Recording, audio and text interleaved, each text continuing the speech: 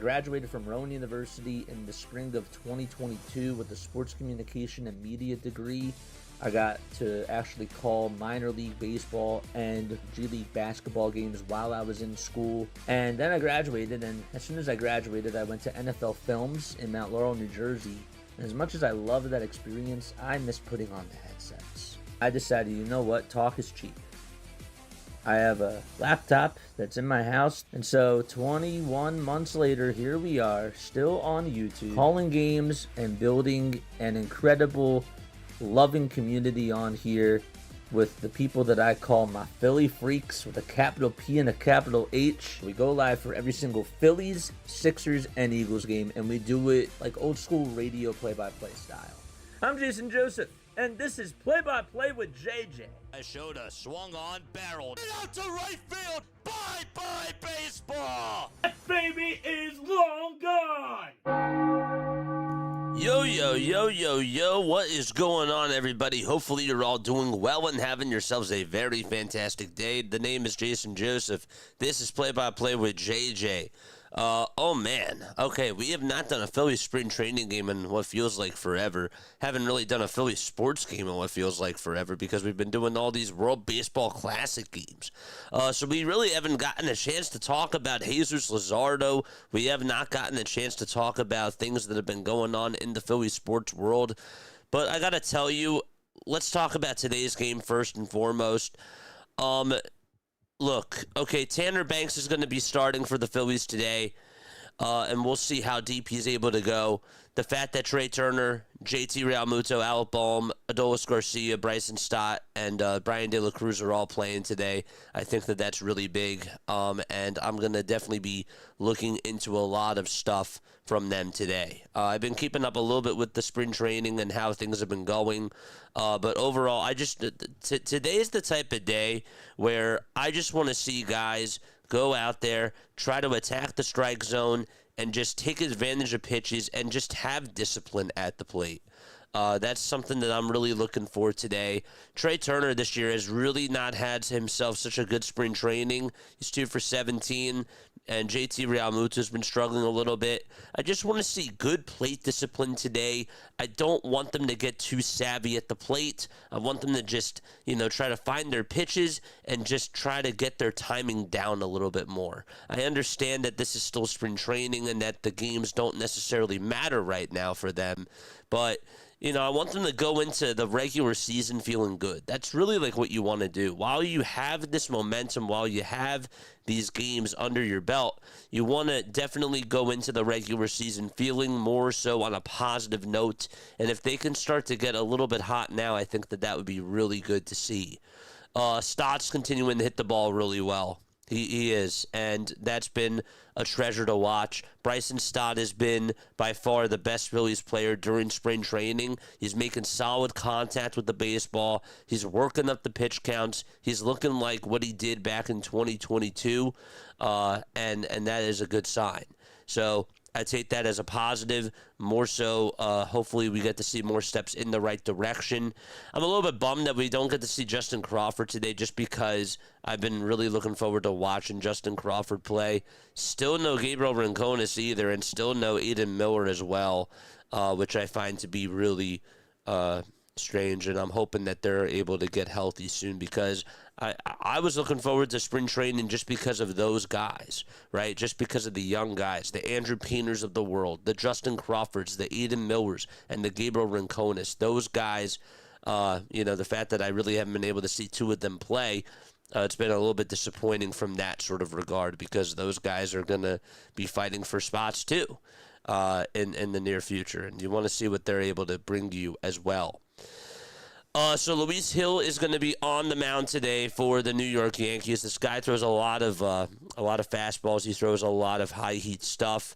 So how will the Philadelphia Phillies do against his timing? Something that I'm going to be looking out for as well. I do want to say hello to everybody in the chat. Cool J is over here. What's up, Cool J? What's going on? Mark, how are you doing? David is also here as well. The gang is all here, baby. Let's go. Let's go. Oh, we got a lot to catch up on, man. We do. We got a lot to catch up on with this Phillies team. But first, let's get on into the starting lineup for the New York Yankees and for the Philadelphia Phillies as well. It's 82 degrees out in Clearwater, by the way. Winds are blowing 3 miles per hour east. And here's Ben Rice. So it'll be Ben Rice, Jason Dominguez, George Lombard Jr., J.C. Esquera, and then it's Max Schumann, who's playing over at second base. Spencer Jones, we got to see him today. That'll be really cool. Marco Luciano is DHing. And then at third base, it's Jonathan Ornelas, who's playing for the Yankees, who, by the way, are in their dark blue and white uniforms. And then last but certainly not least, it'll be Kennedy Corona, who is in the 9 spot. 1 ball, no strikes as we are underway, and the pitch that comes is inside for ball 2. It actually feels a lot more simpler when we're just doing these games because you can actually click on the players' names, and it's good. 2-0 pitch. There's a grounder hit back over towards Moore, and he fields it on a hop throw and takes it to the bag himself for out number 1. Okay. And we can go right here. So that's good. Good stuff. What's up, Renaud? How you doing, man? What are you looking for from your Yankees today? 1 out in the top of the first, and the pitch is taken for a ball. Dude, those 6 o'clock games, I mean, I enjoyed them for World Baseball Classic, but man, I'm ready to sort of get back on a somewhat normal schedule. You know, Dominguez hitting 257 last year with 10 homers. He's been hitting the ball pretty well, though, in spring training, it seems. Batting on the right side, waves the bat. 1 ball, 1 strike. Banks with the 1-1 pitch, and that's a foul ball. Banks did pretty well last year against righties. He was doing didn't necessarily have the best season the year before against right-handed pitching, and I'm hoping that he can continue to do a good job against right-handed batters, not pitching, because that's something that I thought was a positive last year. 1-2 on the way, and there's a towering fly ball hit out to left field, a no doubt about it home run from the Martian, and it's 1-0 Yankees within the blink of an eye. Gosh, the pitch was right down the middle, and Dominguez just drilled that thing out to left field. That was crushed. 1-0 Yankees in the top of the first. Don't do that during the regular season, Banks. Just a heater down the middle, and Dominguez was ready for it. And actually, the way that he was able to just bring the bat in and just make solid contact there, good stuff. Here's George Lombard Jr., and the pitch that's in there is for a strike. Renaud, let me ask you this. When you watch George Lombard Jr., does his stance look a little bit like Aaron Judge? Because it kind of looks like it to me a little bit.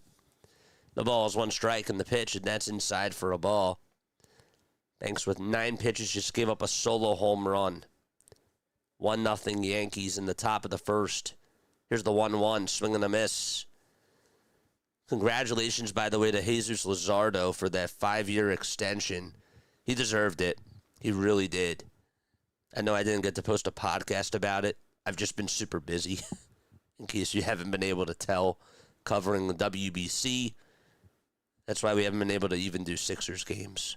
1-2 pitch, way up high and way outside for ball 2. Long ball's here.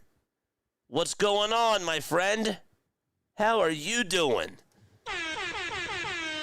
2 balls, 2 strikes. The next pitch, and that's taken for a ball. The count is 3-2. Looked like that was a strike, to be honest with you. I'm slacking. Exactly.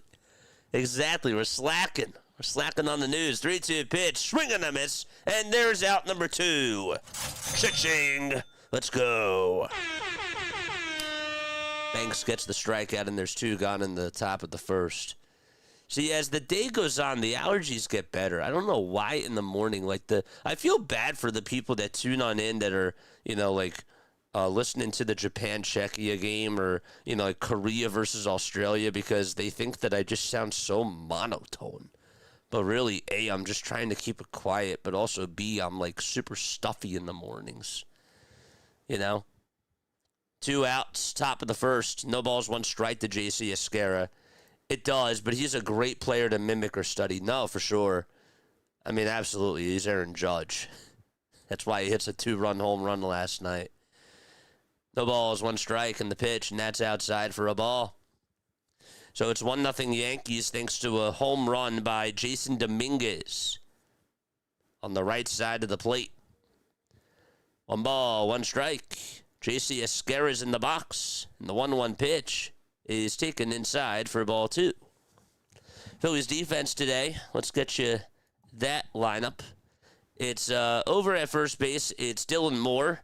At second base, it's Bryson Stott. The third baseman is Alec Bohm.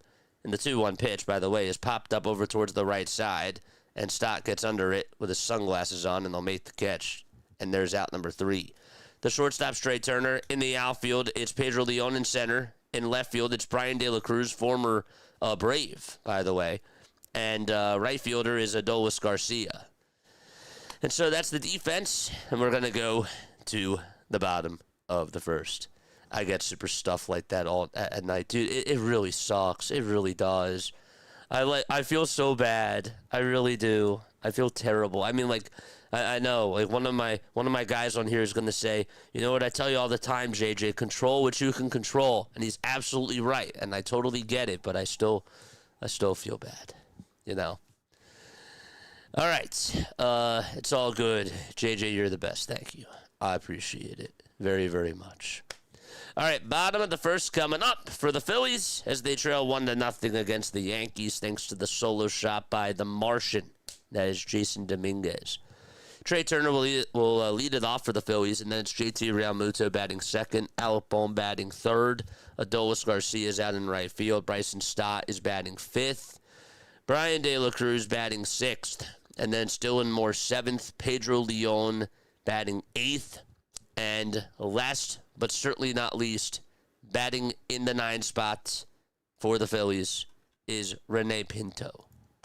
Okay. So again, just to recap, it's Turner, Realmuto, Bohm, Garcia, Stott, De La Cruz, Moore, Leon, and Pinto. And the guy that's going to be taking the hill for the Yankees is Luis Gil. Who's 27 years old, had a 4-1 record last year and a 3.32 ERA. Don't forget to hit the thumbs up button and hit that subscribe button as well. And turn on the bell icons too, folks.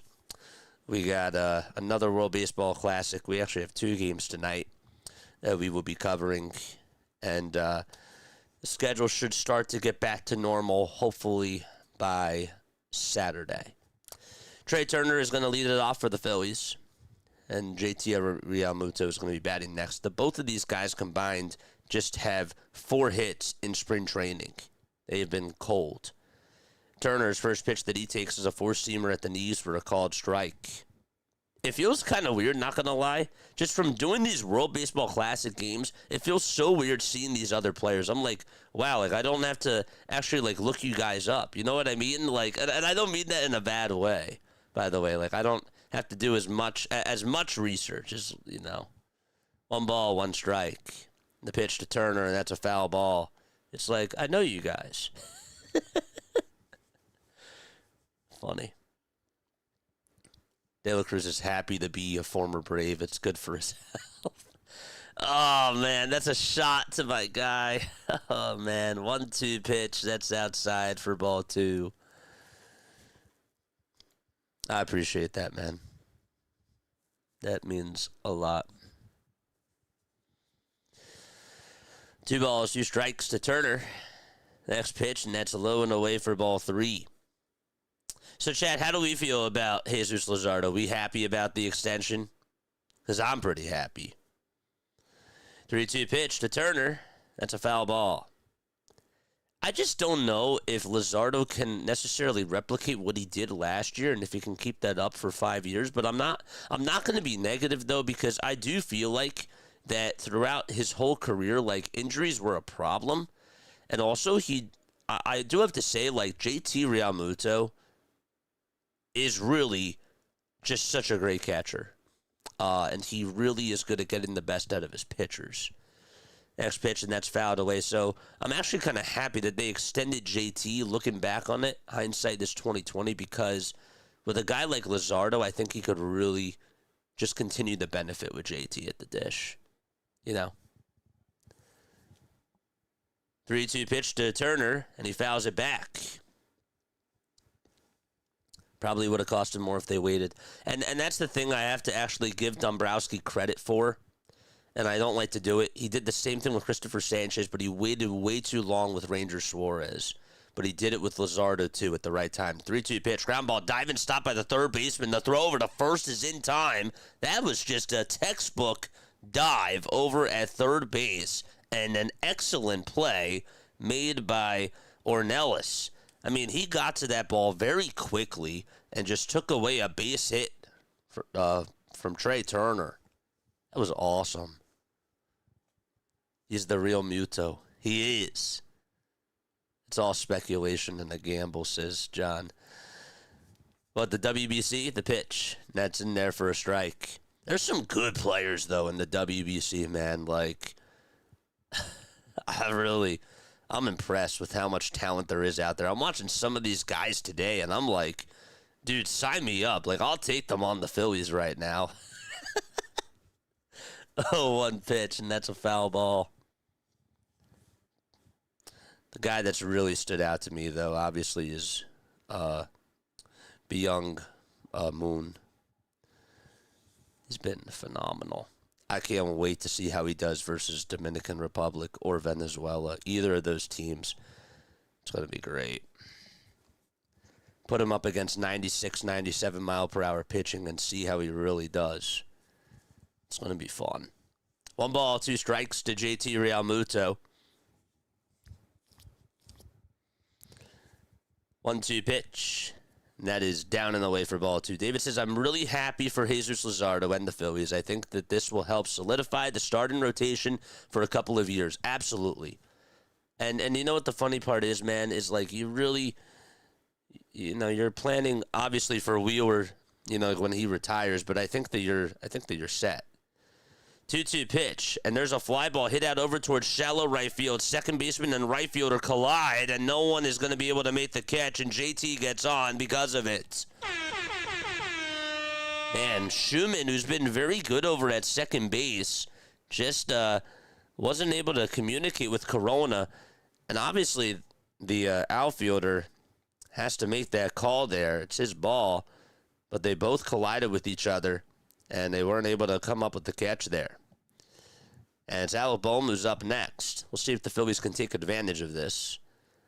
Bohm takes the pitch inside for a ball. The rest of the Yankees defense, by the way, they got Ben Rice over at first. Max Schumann's at second. The third baseman, that is Jonathan Ornelas. And then at shortstop, it's George Lombard Jr. Heel on the mound. Comes set above the belt. The 1-0 pitch. Swing and a miss. The left fielder is Jason Dominguez. The center fielder is Spencer Jones, who I'm really excited to see, by the way. He's the number 1 prospect in baseball. And then you got Corona out in right field. 1 ball, 1 strike. The pitch to Alec Bohm. Ground ball hit over to shortstop. It's a soft grounder. The throw to first is in time. They weren't going to get the out at second base. And 2 gone. I agree with that. Bam's not wrong when he's right. He's not. He's not.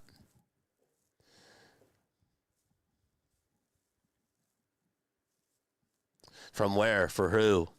Japan. The pitch. That's in there for a strike. It's from Japan. Byung-Hoo Moon. Sorry, no, he's from Korea. What am I talking about? Gosh. The ball is 1 strike. The pitch, and that's a foul ball. And then Wei Chang, he's really good. He played for Taipei. That guy drives in a lot of runs, and I see why. The ball's 2 strikes. The next pitch on the way, and a called strike 3 at the knees. Garcia goes down looking at a fastball, and that's going to end the inning. The side is retired. We're going to go to the top of the second, 1-0 Yankees.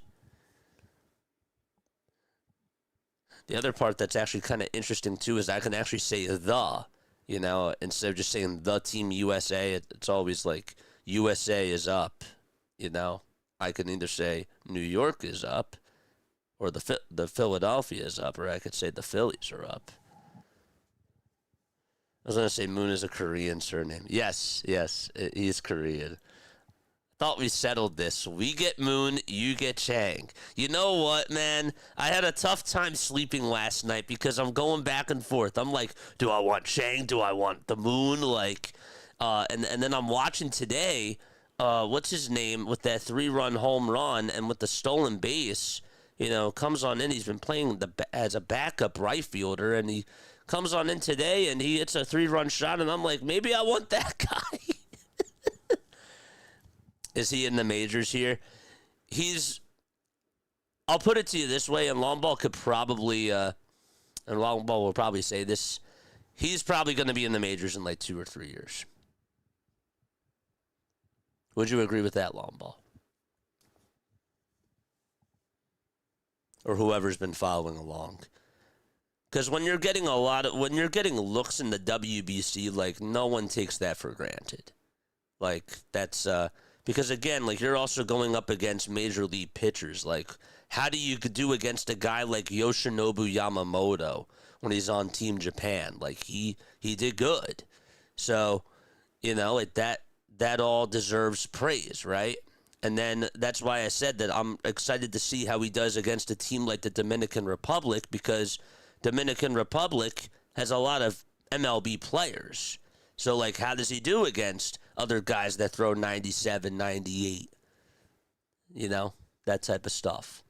Here's Jonathan Bolin, who last year had a 3.86 ERA with Kansas City in 34 games.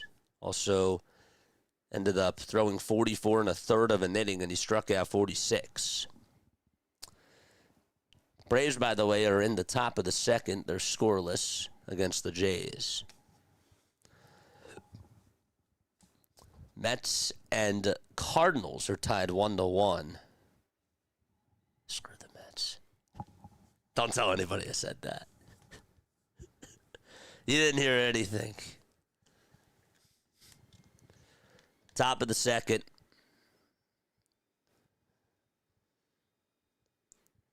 And up to bat is Schumann. The pitch.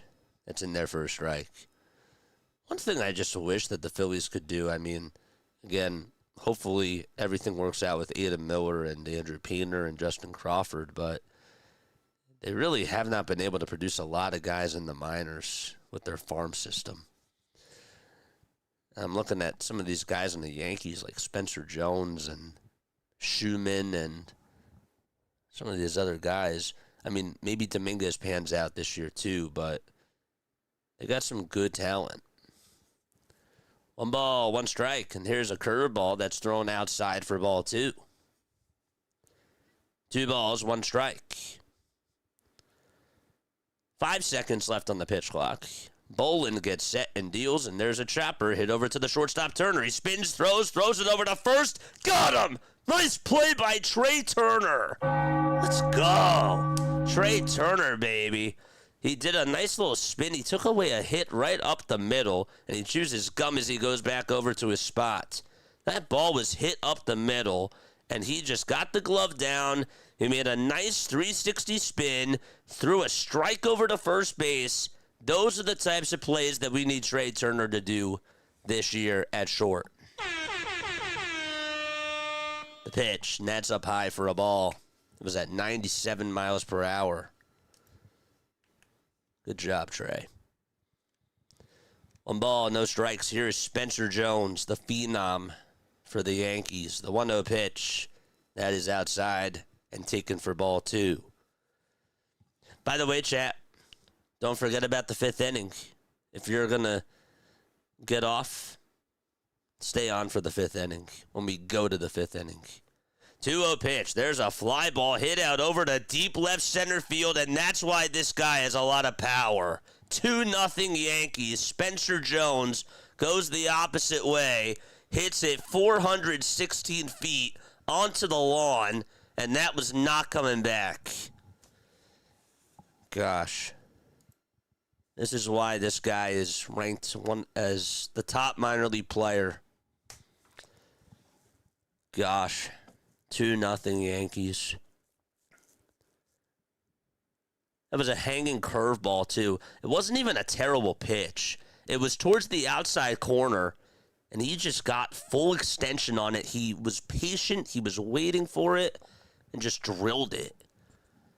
2-0 Yankees, top of the second. 1 out, and the pitch that comes is in there for a strike.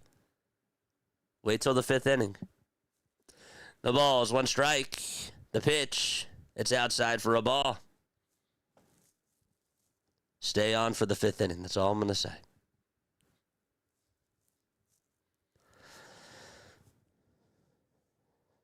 Tomorrow is not Wednesday, or sorry, tomorrow is Wednesday, but we're not going to be on tomorrow. So that's why we're doing it today. It's another reason why I wanted to come on here and do it. 1-2 is the count. Top of the second, 1 away. And the pitch from Bolin, that's outside for ball 2. Get it out of your system now, Banks. It wasn't even a terrible pitch. 2 balls, 2 strikes. The next pitch, and there's a fastball down the middle, and Luciano swings at it and can't catch up to it, and there's out number 2. Cha-ching. I'm surprised that they're letting... Is that Tanner? Wait. It's Jonathan Bolin. Bolin's pitching, not Tanner Banks. Bolin's pitching. So Banks pitched the first. 2-0 Yankees. Sorry if I didn't specify that. That's my bad. Did it say that Banks is still pitching? Whoops. I didn't update this. The ball is 1 strike. Next pitch is inside for a ball.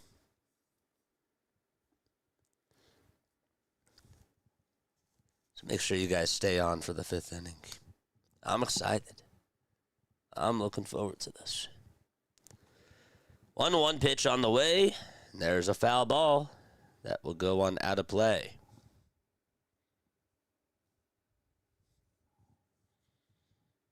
Looks like it's a gorgeous day out in Clearwater. Weather's actually starting to look pretty nice here in South Jersey. We're getting out of those winter weather. 1-2 pitch, and that is a called ball. Just a hair off the plate. I left for a second. I may have missed the pitch and change if you announced it. No worries, man. I just forgot. I forgot to update my scoreboard. 2-2 pitch. There's a strikeout there. The pitch came running inside at 96.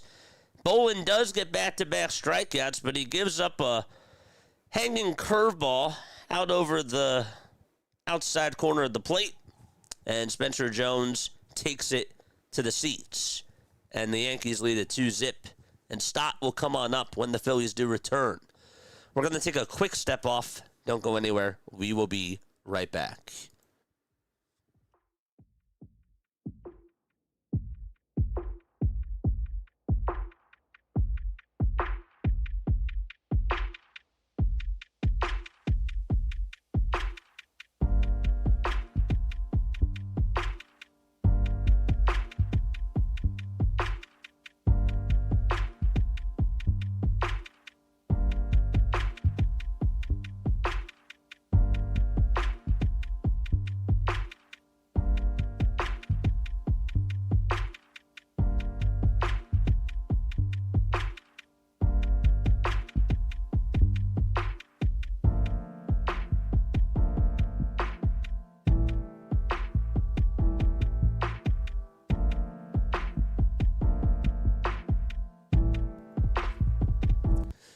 All right, so bottom of the second inning, Phillies are down 2-0. Again, my name is Jason Joseph. This is play-by-play with JJ.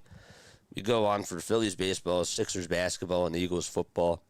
On this channel, we've also been covering the World Baseball Classic. We did our final 6 o'clock a.m. game today, which is definitely a plus, man, because it just really goes to show how much of a grind we've really been putting on into this. And it's been a lot of fun. I'm enjoying every single second of this. I really am. We'll be doing a lot of baseball this year, not just the Phillies, but we'll be covering other games. We'll do the Sunday night baseball games. We'll also be doing random games during the days, during some of the weeks, and then we'll also bring back Diamond Zone a couple of times as well. And we got some other really cool content that I can't wait to share with you towards the very beginning of the regular season, and that'll be really cool too. 1 ball, 1 strike, by the way, to Bryson Stott. We're also going to be bringing back the post-game shows, and we're going to be doing full pre-game shows for every Phillies game, and we'll also be taking phone calls and Discord calls too. So, again, the phone number is 610-314-0844. If you guys do want to join the Discord server, the link is posted in my link tree. And that's all the announcements I have right now. 1-2 pitch. Line drive smoked back up the middle. Bryson Stott just continues to have a hot bat in spring training. He'll had to duck out of the way of that. I got a little bit nervous for his sake because that was coming right at that was coming right at his head. Gosh. Got like a millisecond to react to that. And so he's on. Bryson Stott. And Brian De La Cruz, who's 5 for 20 in spring training so far, is due up in the box. The pitch. That's outside and low for a ball. Dr. DeLay is here. What is up, Doc? Good to see you on here, man. Good to see you at a normal hour. It's good. 1 ball, no strikes. Here's the pitch. It's a slider that is in the zone for a called strike. Guys, go follow Dr. DeLay. He covers the Pirates, the Penguins. He covers the Steelers. He covers the NFL. Covers NCAA March Madness. He also is doing some USA World Baseball Classic games. And he's doing NHL games as well. Did the Olympics. Yeah, he's covering a lot of stuff. Throwback on over to first base, and that's going to get away from the first baseman. Stott's going to advance on over to second base. And so the first run potentially for the Phillies is in scoring position now. Ball just went on over Rice's head. Didn't even try to field it, even though that was way over his head. Didn't even put the glove on it, though. So Heel overthrows it over to first. He covers the spread. That's literally. I love that. That's beautiful. 1 ball, 1 strike. He does. Covers a lot of stuff. 1-1 pitch. Foul ball. Doc, did I miss anything? Doc's gonna be like, yeah, JJ, you missed that. That I actually am calling. That I'm actually calling hockey. I'm calling college hockey too. 1-2 pitch. That's a foul ball. Doc's like, bro. This guy. Oh, but no, Doc is the man. Drop your link down below or else one of the mods will, Doc. 1 ball, 2 strikes. Heel, kicks, fires. And the pitch is lined out to left center field. That'll get down for a base hit. And Brian De La Cruz gets on with an RBI single. Stott will score. And it's 2-1 Yankees.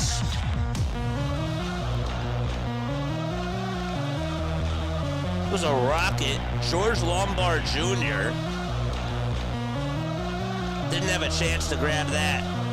Nope, did not. Let's go. Where's my freaks at?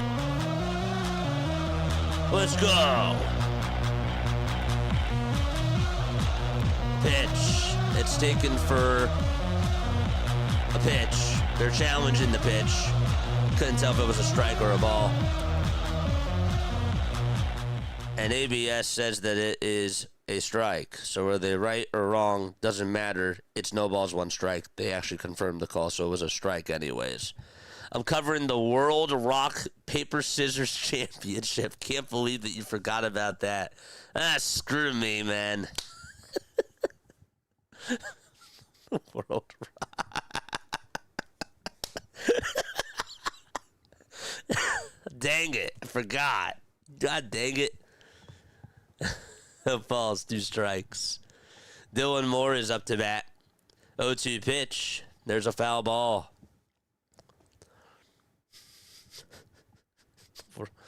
Darn it. Oh, man, I knew it was something. I was actually going to say tic-tac-toe, but I was close. 0-2 pitch. It's low and away for a ball. You ever see that Geico commercial from like years and years ago of when there was a chess match that was on Geico and a play-by-play announcer, or a PA announcer was calling it? They got no, it was a soccer broadcaster. That's what it was.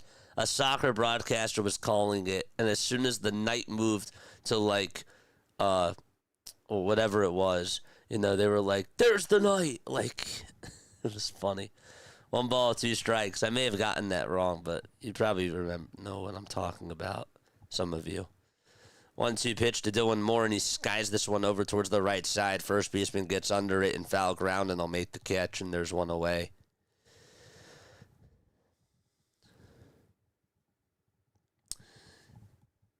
You know what's an interesting stat that I did not realize?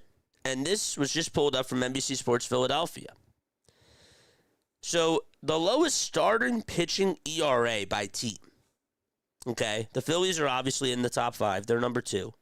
They had a 3.53 ERA last year. Number 1 was the Texas Rangers, 3.40. Number 3 was the Brewers, 3.55. Yankees had a 3.61 ERA. The Dodgers had a 3.71 ERA. And guess who's tied with them? Guess who was tied with them, Dr. DeLay? And I say Dr. DeLay because it's the team that he covers. The pitch. That's lined out to left field, and that is going to get down for a base hit. And so there's a 1-out single. That's going to put runners over at first and second. Now, obviously, one guy has been phenomenal, you know, and he won the Cy Young, but still, like, that's really impressive that the Pirates and the Dodgers had the 5th best ERA. Starting pitching wise. That's really awesome. Who would have thought that? 2 runners on, and the pitch. That's in there for a called strike at 97 miles per hour. There's your commercial. That's right. The ball's 1 strike. Pinto in the box. 0-1 pitch. And there's another fastball at the knees for strike 2. Tell you what, if you're a Yankees fan, you got to feel good about how Heel is doing. Besides over the last couple of batters, I mean, he is throwing gas. 0-2 pitch. Chopper hit back over towards Heel. We'll throw it over to the second for 1. And here's the throw to first, and that's in time for a 1-4-3 double play to end the inning. We are going to go to the top of the 3rd. 2-1 Yankees. Corona will lead it off, and then it'll be Rice and Dominguez.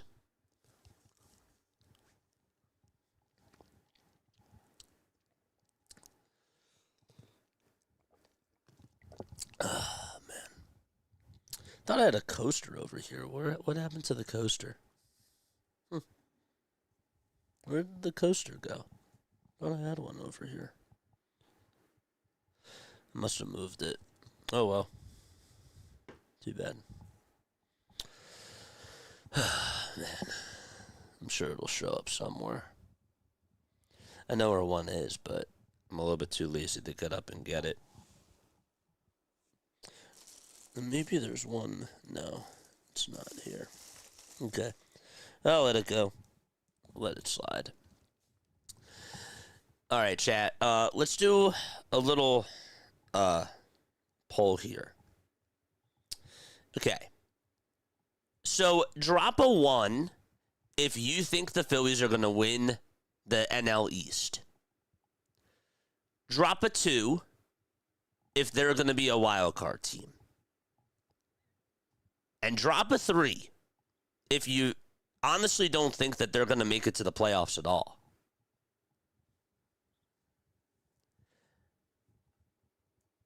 And I'm telling you this. I'm only asking this because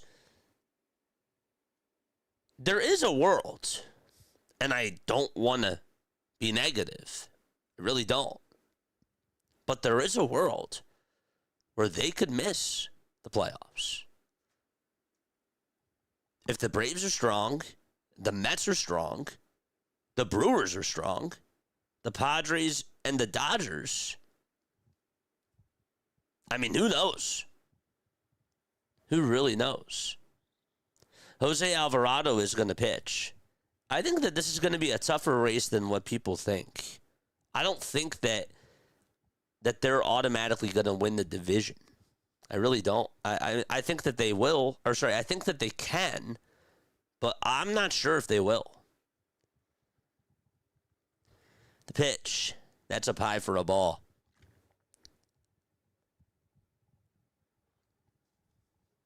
All right, so there's a 1 from Dr. Delay. There's a 2 from Brian. I hope for 1, but think 2. The Cubs, yeah, I forgot. I knew there was a team I forgot. The Cubs, yep. There's another one. 1 ball, 1 strike. Alvarado's pitching for the Phillies.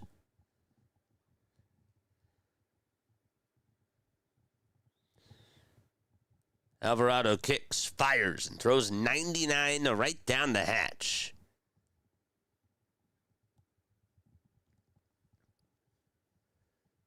Again, I'm not trying to sound negative, but there is a world.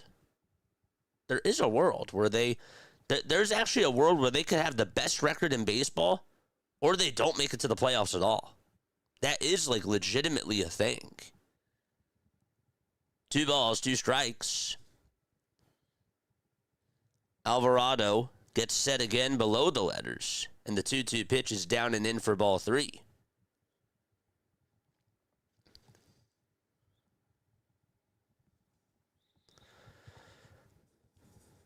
Yankees lead at 2-1. They got 2 solo shots, one from Jason Dominguez, the other one from Spencer Jones. 3 balls, 2 strikes, 8 seconds left on the pitch clock. 3-2 pitch from Alvarado, swinging a tapper, hit over towards the left side. Bohm barehands it, and he bobbles it, but he wouldn't have had the play anyways over at first. And there's an infield single by Corona. And he does get on base. It's Kennedy Corona.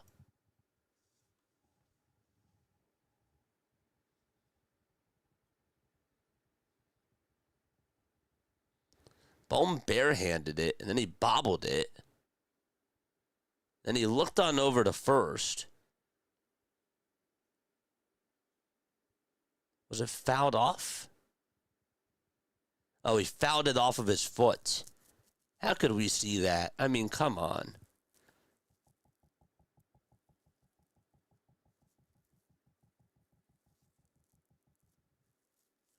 Dude, depends. Harper looks off, says the nameless. But that can change too. He can get red hot.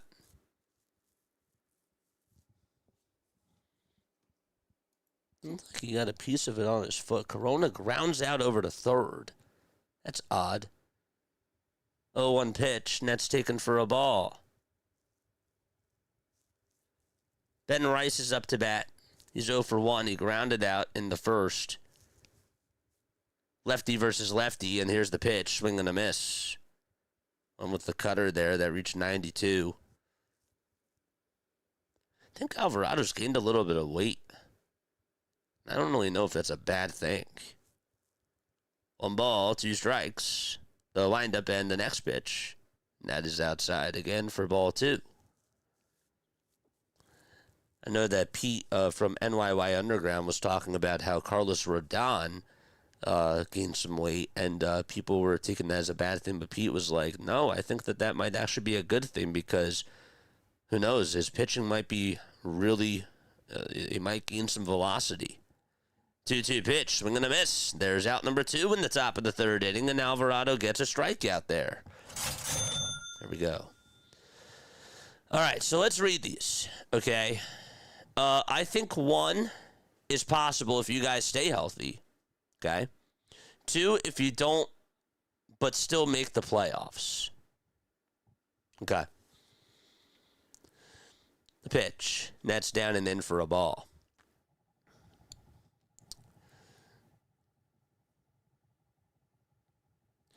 Do the Mets make the playoffs? 1 or 2 for Mets making the playoffs. 1 ball, 1 strike, by the way, to Jason Dominguez. I think our season hinges on how Wheeler looks. Could make all the difference between being elite and not so elite, says David. I think that there's a factor there. I also think that it sort of relies a little bit on the starting pitching, right?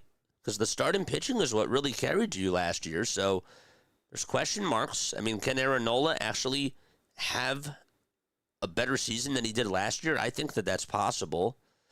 But he did give up a lot of home runs. And his velocity did go down. 1-2 pitch, swing and a miss. That was an excellent cutter thrown by Alvarado, and the side is retired. Do they still have Panda Pete? He's on the Orioles. Polar Bear. Polar Bear Pete. Panda Pete. Panda Bear. That's Pablo Sandoval. I wonder what he's up to nowadays. But yeah, 1 or 2 if the Mets make the playoffs. The Mets got Bo Bichette in the offseason.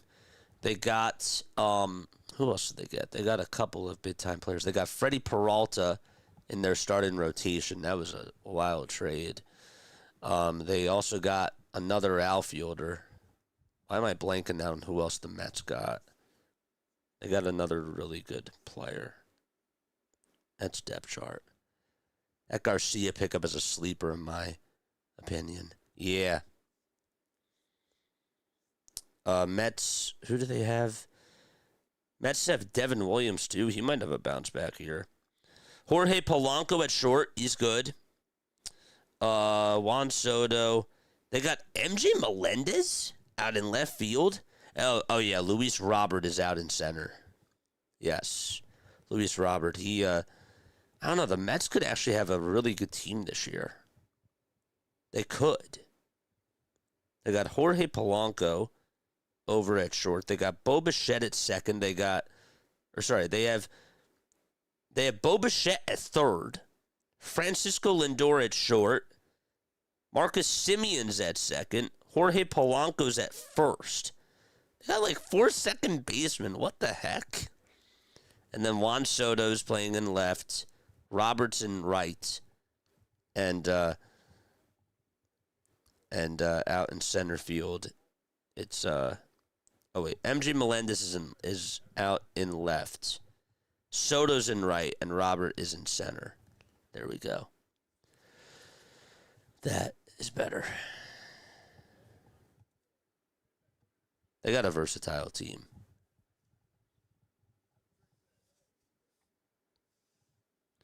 Trey Turner is up to bat. Bottom of the third. The pitch to Turner. That's away for a ball.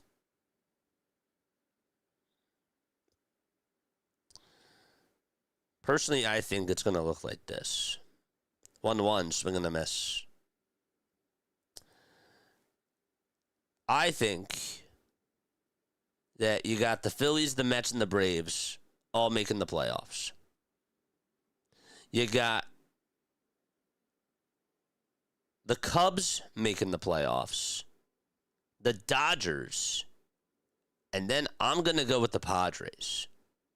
I don't think the Brewers get in this year. I don't think the Diamondbacks get in this year. 1-2 strikes. But I do see the Braves bouncing back this year. Even if they're not fully healthy, they still got a crew. 2-2 pitch, swing and a miss. And there is out number 1 in the bottom of the 3rd inning. So Turner is down on strikes. There's one away. Ever any ties? A lot of top teams going to end with close to finish with the same record. Yeah. Have there ever been any ties? Yes. Under this new format, I forget who it was, but I do remember that there was... Oh, Yankees and Blue Jays were tied. But the Blue Jays, I believe, had the tiebreaker. Weren't they tied last year in the standings? I know the Blue Jays got in. But I think that, the Blue Jays had the best record. 1-0 pitch to JT. There's a fly ball hit out over to left field, and there's a tie ball game as JT sends one into the lawn.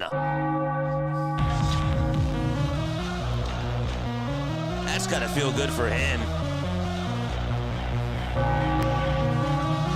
395 feet for the catcher.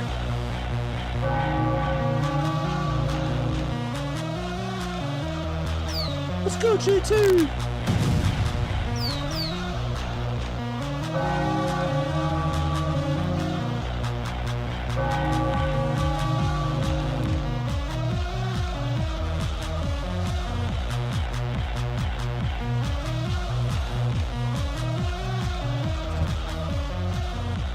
Fire me up. 1-0, strikes to Alec Bohm, and the pitch to Bohm, and he fouls it away. Good. Need to see those types of swings, especially on those fastballs.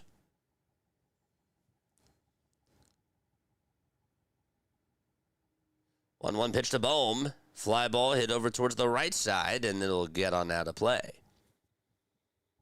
So we're tied 2-2.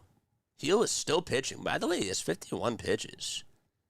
I am shocked that Aaron Boone is letting him go this long. Bohm 0 for 1. He grounded out in the first. 1-2 pitch to Alec. High for a ball.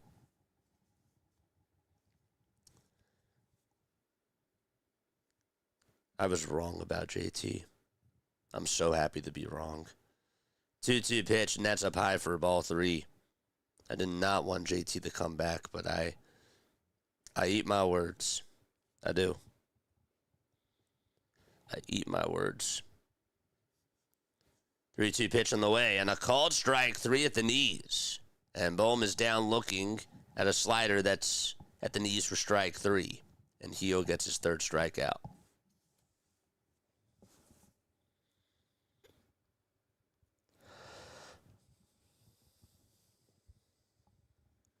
Adolis Garcia comes up and takes a slider off the plate at 85 miles per hour.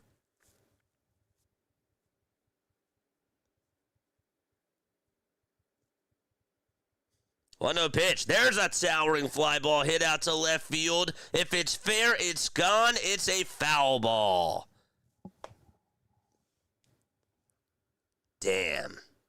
I think Garcia knew that he just got out in front of it. Hanging curve. Or hanging slider it was. 1-1 strike. The pitch. And that's a foul ball back over towards the screen.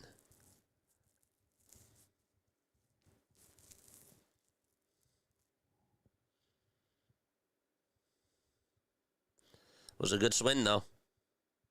We'll take it. 1-2 pitch, swing and a miss. Not that time. We're going to go to the 4th inning. The Phillies do tie it back, though, thanks to a JT solo home run to make it 2-2. And we're going to head to the 3rd, or the 4th inning, that is. Top of the 4th inning coming up. Vegas, I bet, how many homers will the bell not be working for at the bank? When I'm there, 3. So you got to figure out when I'm going to be there. Because 3 times it won't work. All right, we're going to the 4th inning. And again, make sure that you guys stay on for the 5th inning. When we go to the 5th inning. Spencer Jones will lead it off for the New York Yankees. Folks, if you are in the chat, do me a favor and hit the thumbs up button and subscribe to the channel. It's a good way to show courtesy. We are trying to get to the 8,500 marker, and we are 84 subscribers away from doing so, which is unbelievable. It's because of all that work, though, that we've been putting on into this. Braves and Jays are still scoreless. That game's in the bottom of the third. Also, come back on tonight, by the way, because we are calling the Puerto Rico game for the World Baseball Classic at 7. And then at 9 o'clock, the USA game will start, and we'll be calling the rest of the Puerto Rico game until that game finishes and do the rest of the USA game, which will be fun. We'll be calling the USA game too once it starts, but we'll have a little bit of an overlap like what we did last night, calling 2 games at once, doing our Diamond Zone edition, and it'll be just rapid fire. I really liked how Denver put it because it really was rapid fire baseball, especially at the end. It was beautiful. If you were there for that, both games, and I made a short of this, both games literally ended at the exact same time. It was unreal. It was so cool. And the one game, the Puerto Rico game versus Cuba, was supposed to start at 7. That game was in a rain delay. It got started at 8:20, and the USA game was supposed to start at 8:10. Crazy. It's actually really supposed to start at 8:08, but I don't think anybody cares. The point is that one game was supposed to be earlier than the other. Top of the fourth. Duran's pitching. Ooh, this is something to look for.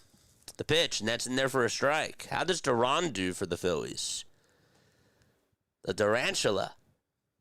The ball is 1 strike. Didn't think he was even going to pitch today, but he is. 0-1 pitch. It's in there for strike 2. That's a sweeper. Catches the inside corner. All right, over under for saves for Duran this year. 40 saves for Duran. Over or under? 0-2. That's down in the way for a ball. Over or under 40 saves for Duran. 1 ball, 2 strikes. The next pitch, there's a swing and a miss. Excellent sweeper thrown to George Lombard Jr. for out number 1.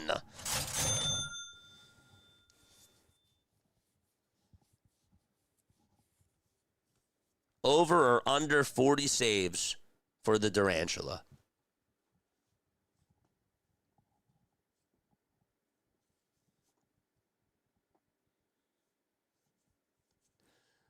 One out, top of the fourth.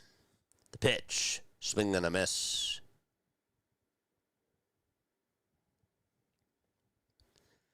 The ball is 1 strike. J.C. Esquera is in the box. 0-1 pitch, and there's a foul ball. Isn't it nice that we actually have a legitimate closer? Not just a legitimate closer, but arguably a top 3 closer in the game. John says over. How many do you think he's going to have? 45? 0-2 pitch. It's up high for a ball. Because I think he goes over, too. I have him at 46. 46 saves. It's a lot. 1-2 on the way. Check swing, did he go? No. 2-2 is the count. Anybody else have a take? Yohan Duran, how many saves do you think he gets? 40? You taking the over or the under? 2-2 pitch. There's a foul ball. He should be over 40. I say that because the Phillies blew a lot of leads last year. That this upgraded their bullpen should let slip late. Of course, that is if our starting pitching can do its job. Yeah, I also think that we're going to have a lot of tight games. 2-2 pitch on the way. There's another swing and a miss. That was a knuckle curve that he threw there at 87 miles per hour. Didn't really throw a lot of those last year. You can add that. Throw that a bit more. That is, oof, that's nasty. 2 outs in the top of the 4th. Back-to-back strikeouts for Duran. Max Schumann is up at the plate. He's 0 for 1. He grounded out in the 2nd. The pitch, and that's in there for a strike. But I think that that's a good take. I do. I think that that's a very good take. I don't see us having a lot of blowouts this year, especially because our offense is super, super streaky. 0-1 pitch, bouncing ball, hit over towards the second baseman, Stott. He'll throw it over to first, and there is out number 3. It's time for us to go to the bottom of the 4th. Duran gets himself a 1-2-3 inning and gets 2 strikeouts and was very impressive today. But who's surprised? He's Yohan Duran.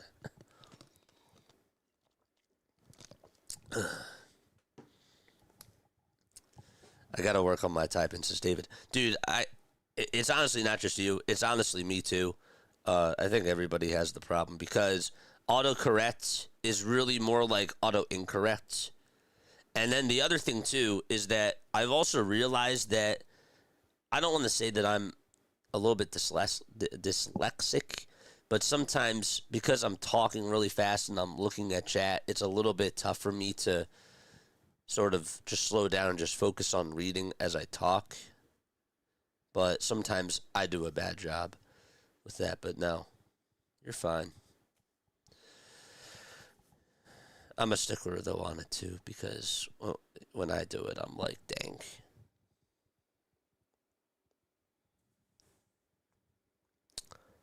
Ugh. Autocorrect is a mother trucker, dude. It's like, it's so bad. Like, you can't live with it. You can't live without it. It's crazy. Who do you have winning, says Content to Live? I actually have this game ending in a tie. And I'm not joking about that. I do. I think it will actually end in a tie. And the final score will be 4-4. Spring training games do end in ties. And I know that some people think that I can be sarcastic. And I can be sarcastic. But seriously, I do have it ending in a tie. I've never in my life have ever meant to say, what the duck.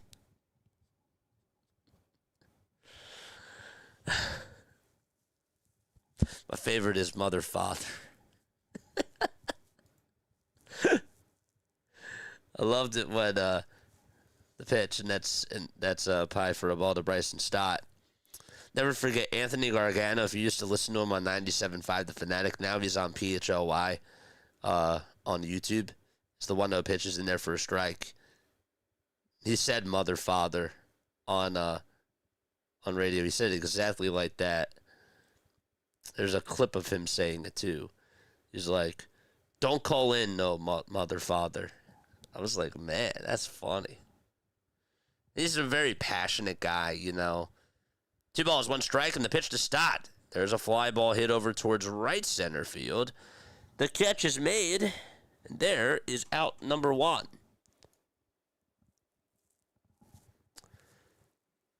So Bryson Stott flies out, and out number 1 is recorded. It was caught by Corona. Don't forget to like. Don't forget to subscribe.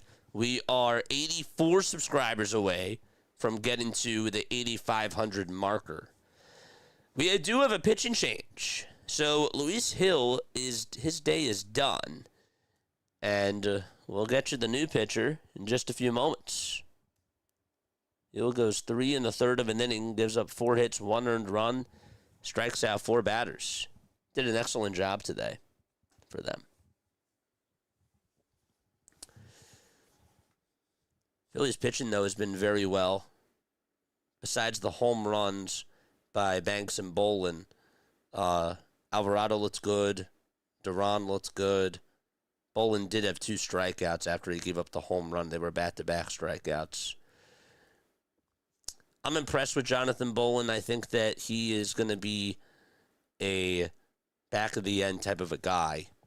Now, having said that, I also understand, too, that his last couple of spring training games, from what I recall, were not so good. Now, I haven't really been able to follow over the last, week or so because I've been sidetracked doing other stuff.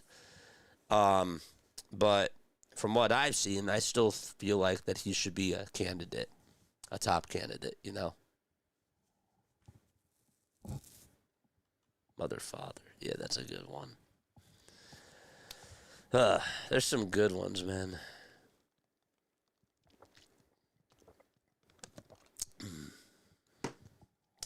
Don't forget to stay on for the fifth inning when we go into the fifth inning. And actually, really quickly, give me 12 seconds. I'll be right back. Don't go anywhere.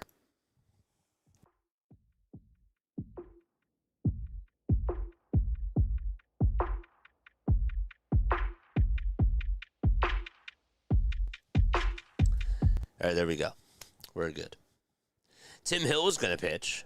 Last year for the Yankees, 70 games and a 3.09 earned run average, 67 innings of work, 8 homers allowed. And Brian De La Cruz is due up next for the Phillies. And the first pitch that he sees is a strike. 0-1 is the count. Hill kicks, deals, and De La Cruz fouls it back towards the screen.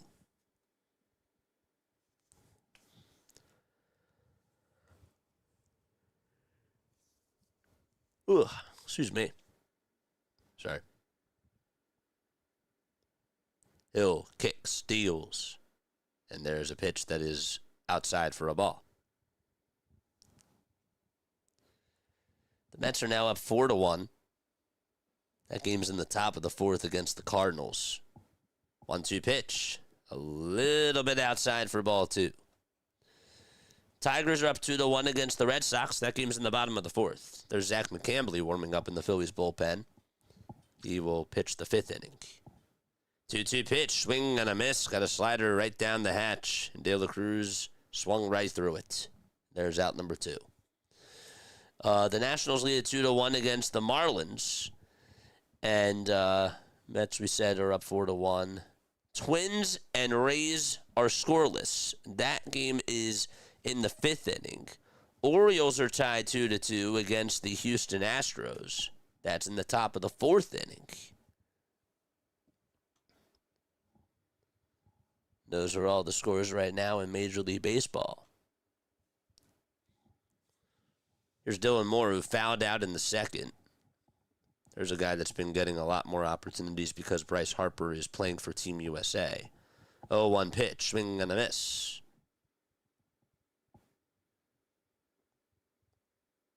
The Yankees bullpen could actually be pretty good this year, especially with this guy. 0-2 on the way. Bouncing ball hit towards the left side of the mound. Third baseman barehands it and won't even have a play. That's an infield single for Dylan Moore, and he gets aboard with 2 outs in the bottom of the fourth. Let's go.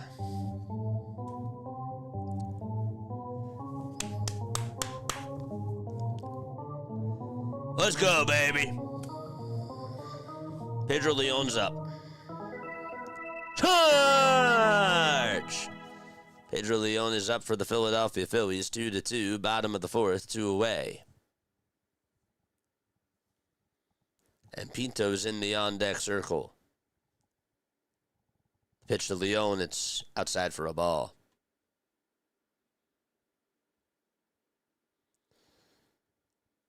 Alvarado is just as good as Duran. 2 bullets in case one of them is off. And they are coached right. Lights out at the Phillies are up in the 9th inning, says the nameless. I hope that Alvarado's on because he's either on or he is way off. When he's on, it's closer-esque stuff. It really is.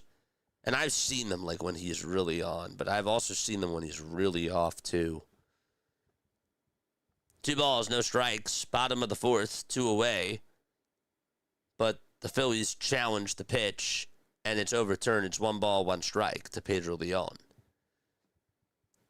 Next pitch, it's way outside for ball 2. Popular one is in the Caribbean was cheese and rice. Cheese and rice. I'm trying to think of the cheese and rice. I'm trying to think. Oh, what's the cuss of that? 2 balls, 2 strikes.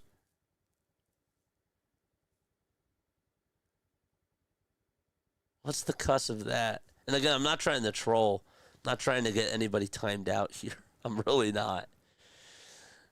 2-2 pitch. Lined foul towards the right side. And out of play. Hit that thumbs up button and subscribe, baby. You are the man, Dr. Delay. 2 balls, 2 strikes. The pitch, here it comes. Upstairs. Taken for ball 3. Doc, I got to ask you about football free agency. I mean, I'm not happy with the Birds, and we'll save that topic for another day. 3-2 pitch. Tapper hit over towards the shortstop, and here's the throw over to first. It's in time. And we'll table that discussion because we're going to the top of the 5th inning right now. All right. We're tied 2-2. Okay. Sip of water first. So what we're going to do throughout the season, okay, is in the 5th inning, on each Wednesday, whenever we go to the top of the 5th inning during a Phillies game, okay, we are going to be opening people's mail that they sent to us to our P.O. box. And we finally got our first person to send something to the P.O. box. And let's ring the bell for that person. All right. So here is the package right here. We're going to open this on stream. We got the scissors right over here. And I'm excited to find out what this is. Okay. And again, this is the P.O. Box address, by the way, if you can't see it. It's number 6. P.O. Box 6, 08026. It's in Gibbsboro, New Jersey. Can't wait to find out what this is. Is this the Rasta wig? Red, black Rasta hat. I know exactly who gave this to me.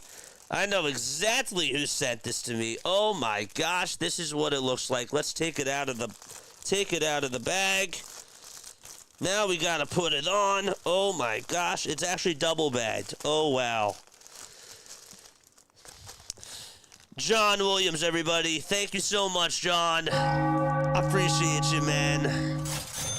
And let's play the ta-da music for John. Let's go. Let's bleeping go. Where is my sound effects? Oh, no. Thank you so much. It's a Ziploc bag. Let's go. All right. So let's also change our screen right now. Oh, dude, this is sick. How's this going to feel on the headsets? Dude, look at how long this is. Oh, my gosh. Oh, it's going to be great. The pitch. That's taken for a ball. All right, so how are we going to do this? Okay. So I guess that this is going to be interesting. We're going to have to do this without the hat, of course. So that means I got to take the headphones off. Zach McCambley is pitching for the Phillies, by the way. 1-0 pitch, swing and a miss. Thank you so much, John. You are the man.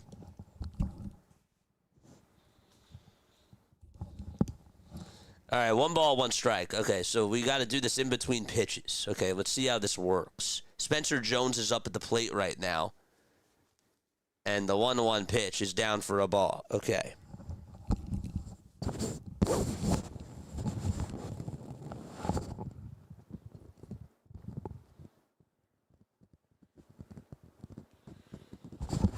There we go.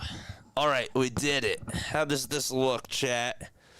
2 balls, 1 strike, and the next pitch is in there for strike 2. How's this look? All right, how do I look with the Rasta wig? It's actually not bad. It's a vibe, man. Holy smokes, I love it. I love it. Thanks, John. You are the man, dude. Top of the 5th, 2 balls, 2 strikes. Again, if you guys do want to send stuff over my way to my P.O. box, whether it's a letter or a gift or whatever it is, You are the man. 2 balls, 2 strikes. Here's the pitch. Swinging a fly ball, hit out over towards center field. The catch is made, and there is out number 1. We're wearing this for the rest of stream. Let's go, baby. I love it. Plantin Jamaica is here. What's going on, Plantin Jamaica? Let's go. Top of the 5th, 1 away. 2-2 is the score. John, you are the man. The pitch. That is in the zone for a called strike. That's our first P.O. Box gift. I'll always remember that now. The ball is 1 strike. The pitch. That's a foul ball. I can't believe it. It looks so cool. It's long. I feel like a pirate. I don't know. I feel like I need like an eye patch or something. 0-2. And that's a called strike 3. And there's the second out of the inning. Let's go. Yolanda is here. What's up, Yolanda? What part of Jamaica it's right near the beach? You can do the line that I do on my streams now. Let's go. Those are so sick. I hope somebody cut that. I hope somebody cut me open in my P.O. box. The pitch. That is bunted foul. My first P.O. box gift. I went to go pick it up yesterday because, my allergies were really bad. And I was like, you know what? I need to get out of the house. So I was like, oh, shoot. Why don't I just go to my P.O. box and see if anybody sent me anything? And then I went to the P.O. box. And then I had to go to the front counter because they left me a slip. And I was like, wow, somebody actually did send me something. Let's go. They were like, yep, you got your first gift. I figured it was from John. And it was. No balls, 1 strike. So, John, you made some history, man. That's cool. 0-1. That's inside for a ball. And the count is now 1-1. Top of the 5th, 2 away. McCambly on the mound for the Phillies. Gets set at the letters. 1-1 pitch. That's inside for ball 2. By the way, if you don't want me to open something on stream, please definitely tell me beforehand if there's something that you don't want me to open before I do it on stream. Because if I don't get the email, then it's going to be opened on stream. Looks good on you. Let's go. Is it crooked or nah? Is this the right way? 2-1 pitch. There's a swing and a miss. We found your Halloween costume this year. We were talking about that this morning too, weren't we, chat? 2 balls, 2 strikes. The pitch, here it comes. Strike 3 called at the knees. And Ornelas is going to challenge this, so hold up a second. Hold up 1 second. That's close. The call is overturned. That missed by less than 0.1 inches. Gosh. So it's not a strikeout. The count's now 3-2. The call is overturned.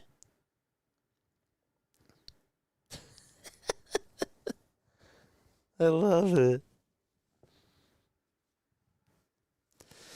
Next pitch, there's a line drive down the left field line. Fair ball. It'll go all the way over towards the wall. And there is a 2-out double here in the top of the 5th inning. Dude, this is so sick. I love it. Now I can understand why when people have really long hair, it's so easy to fiddle around with it. I understand it now. I get it. I totally understand. The Rasta rally cap. Dude, honestly, that's not a bad idea. If the Phillies ever need a rally, the Rasta rally might be a good idea, John. That might be a good one. 2 outs, top of the 5th. And the pitch, that's taken for a ball. Somebody better have edited that P.O. box opening. Let's go. Thanks again, John. Really, thank you so much, man. And congratulations to being our very first gifter. 1-0 pitch. That's a foul ball. Time for a Phillies Rasta rally. Dude, that's funny. 1 ball, 1 strike. I gotta have like some type of music like whenever I put it on. You know what I mean? It has to be like my entrance, you know? Like something that's not copyright. I'd have to find something. 1-1 pitch, and that is down low and away for ball 2.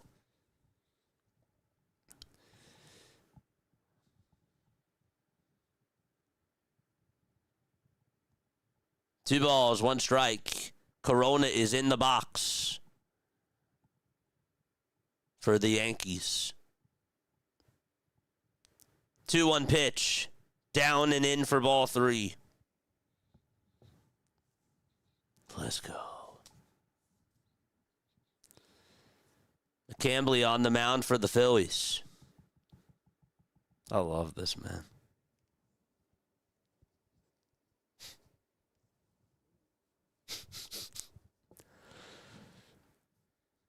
Three-one pitch. There's a called strike. I got a good community, man. That's it. Like, even when we're not feeling our best, like, this is what this is for. You know? This is why we do it. 3-2 pitch. That one's popped up out over towards medium depth center field. The catch is made. The inning is over, and we're going to go to the bottom of the 5th inning. That's cool. The Rasta Rally cap. That is awesome. Hello, everyone. I'm tuning in from Loyola, PA. Go USA and go Puerto Rico. Let's go, chats. Yolanda, you better be on tonight for both games, because we'll be covering the both of them. It'll be probably about a 6-hour stream.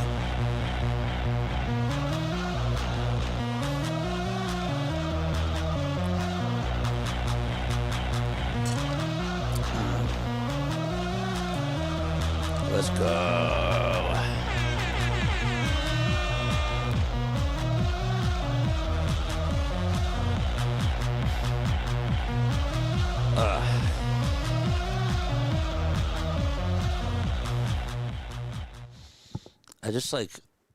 I wish that I could see. So, like, I'm looking away from the camera. It looks a little bit weird with, like, the green screen on. But, you know, so I have my camera over here. I don't have a screen down here. Or I do have a screen, but it's not my computer. It's not a monitor. And hopefully I'm able to get one soon. I had my old laptop over here.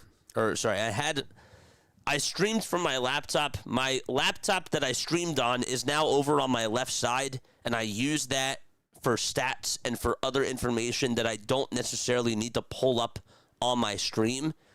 But then I have my very old laptop that's right here, and it's all it is right now is it's just a stand for this camera. So I wish, long story short, that I could just look on into that. You know, I could just look down here, see how I look, looking into that without there being an angle, you know? Because then it looks like when I'm looking over here, the camera's right here, rather than here and here. But that's okay. I guess I could just go back and look at it on replay, or I could just pull it up on my phone. I'm just a little bit lazy right now. You are the best. No, you are. You all are.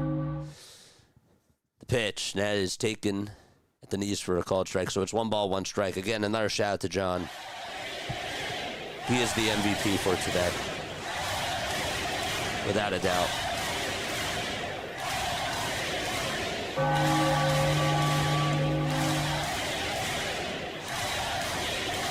Brent Hedrick is on the mound pitching for the Yankees. It's getting a little bit itchy, but we ain't taking it off. 1-2 pitch, swing and a miss. There's out number 1 in the bottom of the 5th inning. And there's one away. Let's go.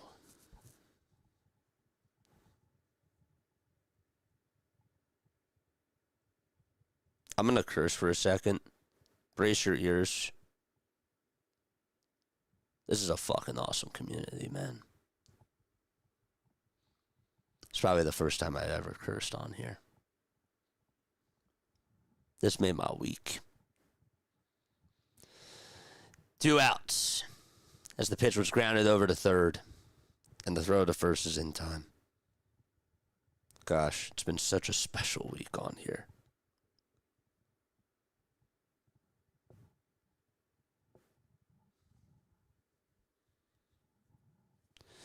Two outs in the pitch to JT. That is outside, way outside for a ball. I usually keep things PG, but I had to. I had to let that out. PJ also with the gifted headset. I still haven't gotten it delivered yet, but thank you too. Long ball with the gifted subs. Everybody with the donations, including Benjamin. I'm blessed. 1-1 pitch. That is outside for ball 2. I'm super blessed.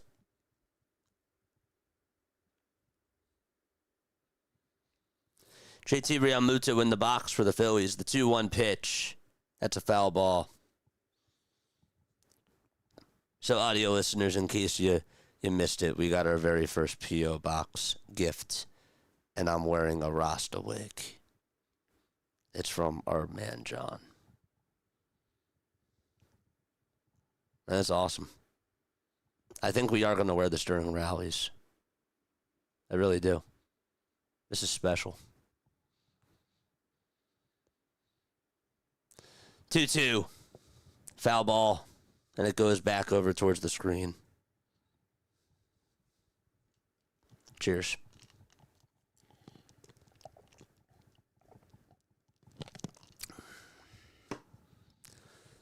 Two-two pitch. Line drive, blooped out to right center field. It'll get down for a base hit. JT Realmuto is 2 for 3 this afternoon.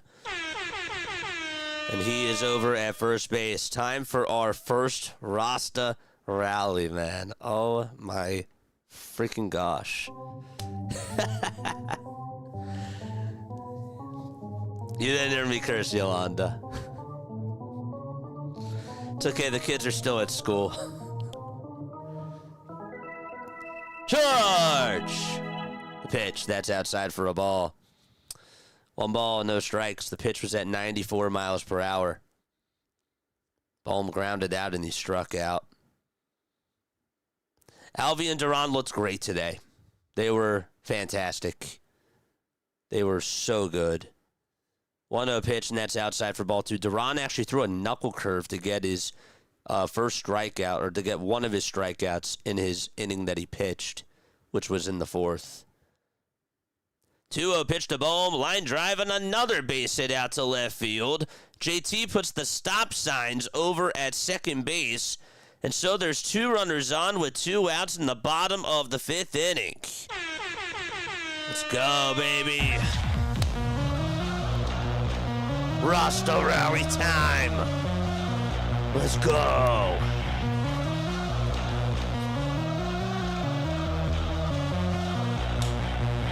Adolis Garcia is up to bat. He struck out twice.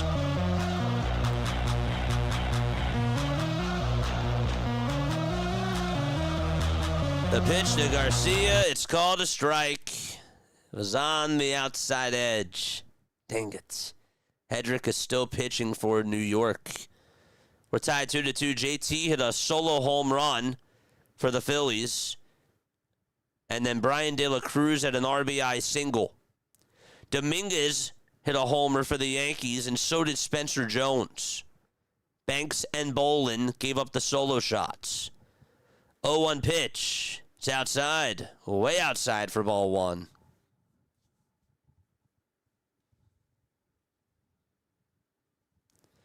One ball, one strike. 10 seconds left on the pitch clock. The 1-1 pitch to Garcia. Foul ball. And it goes on out of play.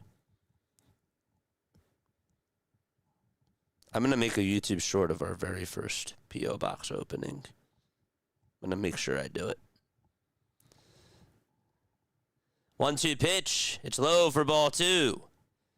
So again, Duran and Alvarado were great today. Duran, one of his strikeouts that he had, he threw a knuckle curve, and it was filthy on that third strike. 2-2 pitch, line drive, caught at second base. Close, but no cigar. Schumann's there at the right time. He'll make the catch, and the inning is over. We're going to head to the sixth. Still tied 2-2. Yankees and Phillies all knotted up at 2 apiece.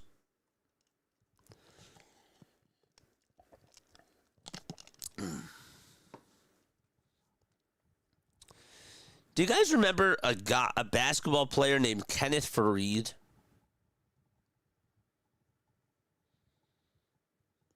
Played in the NBA, played for the Denver Nuggets.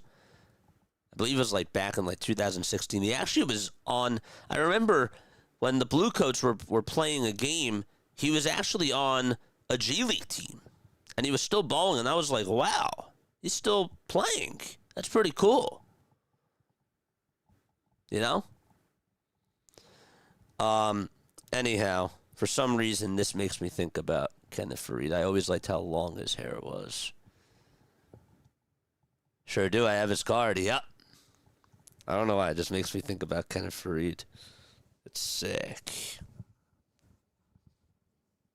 I'm so obsessed with this. Who would have thought? Like, gosh. I guess it's also just because, like, I got my first P.O. Box gift, which is also just really special in itself. I don't know why I'm getting emotional, but it's cool. Oh, man, I'm so looking forward to the back end of our bullpen this year. Yeah, me too. Getting back on track to the Phillies. Yeah, absolutely. Yeah, I think that our back of the bullpen is going to be really awesome. I do. Alvarado, Keller, Duran. I do think that Jonathan Boland's going to be good. Tanner Banks, nice lefty. You know, we got some good pitching. Here's Lou Trevino last season with the Giants, the Dodgers, and the Phillies. He had a 3-2 record and a 3.97 ERA. 47 2/3 of an inning. He struck out 37 batters. I'm going to scare my parents. They know I'm streaming. But I think that they're out, though. They're probably going to be like, oh, that was his gift? I can just hear the reactions right now. That's funny. Yeah, man, I got you. But no, Alvarado looks great. Just to answer your question, Alvarado was firing 99. He was attacking the strike zone. The cutter looked good. It was very deceptive. Yeah. This bullpen's going to be great. No balls, one strike. And nobody out in the top of the sixth. Trevino on the hill, right-handed pitcher, gets set at the letters and the pitch. That's in there for strike two. Again, you guys really made my entire week. Like, I'm being genuine, like, when I really do say this. And I said it before. Like, the 0-2 pitch, that's down for a ball. That's not what I was going to say. I just had to keep up with the action there, of course. I was going to say that anyways. But I'm genuinely, and I really mean this, like, I'm having the most fun I've ever had streaming. Just with everything that's gone on over the last week. I was so nervous coming on into this year. And as the 1-2 is fouled over towards the right side. You know, it was really slow during the off season. It was.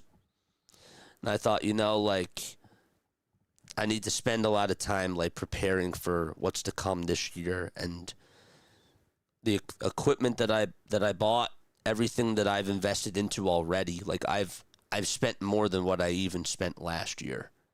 And I don't really have much, but I'm investing.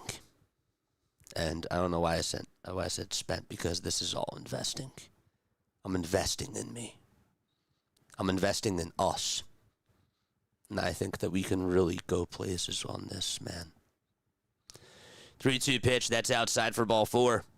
There's a leadoff walk here in the top of the 6th inning. But I'm sure that you guys can tell, like, I'm genuinely having so much fun. Even when I'm streaming, like, I'm getting up at 6 a.m. just doing these games. And I might not feel my best physically, but I'm not doing those games, like, if I don't feel good, usually a lot of the time.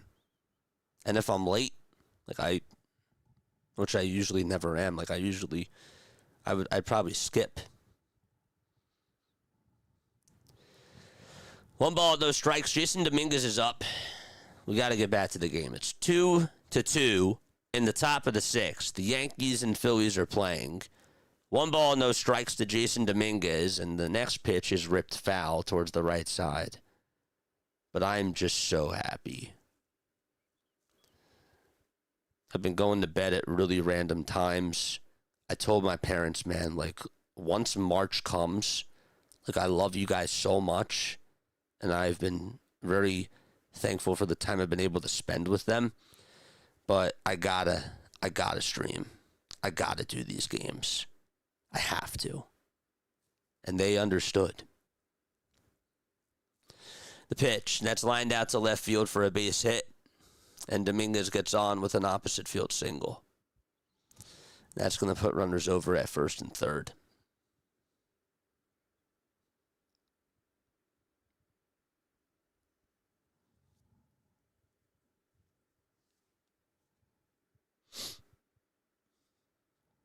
Gosh. The pitch. There's a foul tip into the glove for a strike.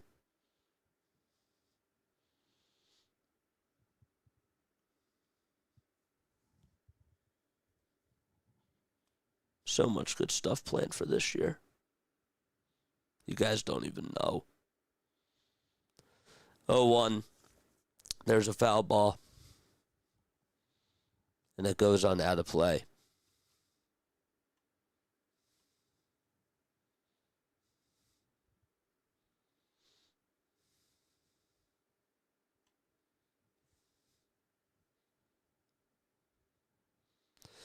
O2 pitch.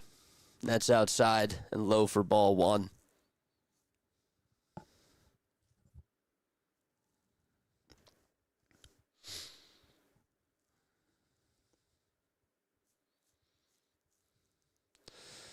One ball, 2 strikes. Trevino gets set, delivers, and there's a ball. It's inside for ball 2.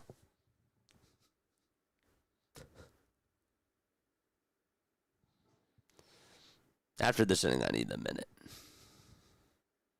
2-2 pitch. Fly ball hit out over towards medium depth right field. Garcia's going to get under it. He'll make the catch. They'll test the arm. The throw to the plate by Garcia is way off the line. And the runner from 3rd did not go? Wow. I mean, that was clearly off. I mean, not saying that he would have scored, but I'm surprised that he stayed. Who was over at 3rd base? Ben Rice? Okay, I understand now. Ben Rice doesn't have the most speed, but still, I'm kind of shocked. Now, Garcia has a better arm than that.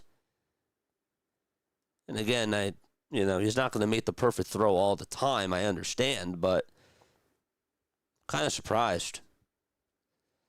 Here's the throw back over to 1st base by Trevino. It's not in time.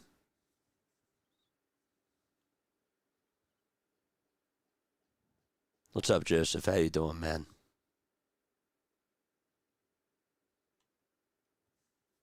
I love you guys, too.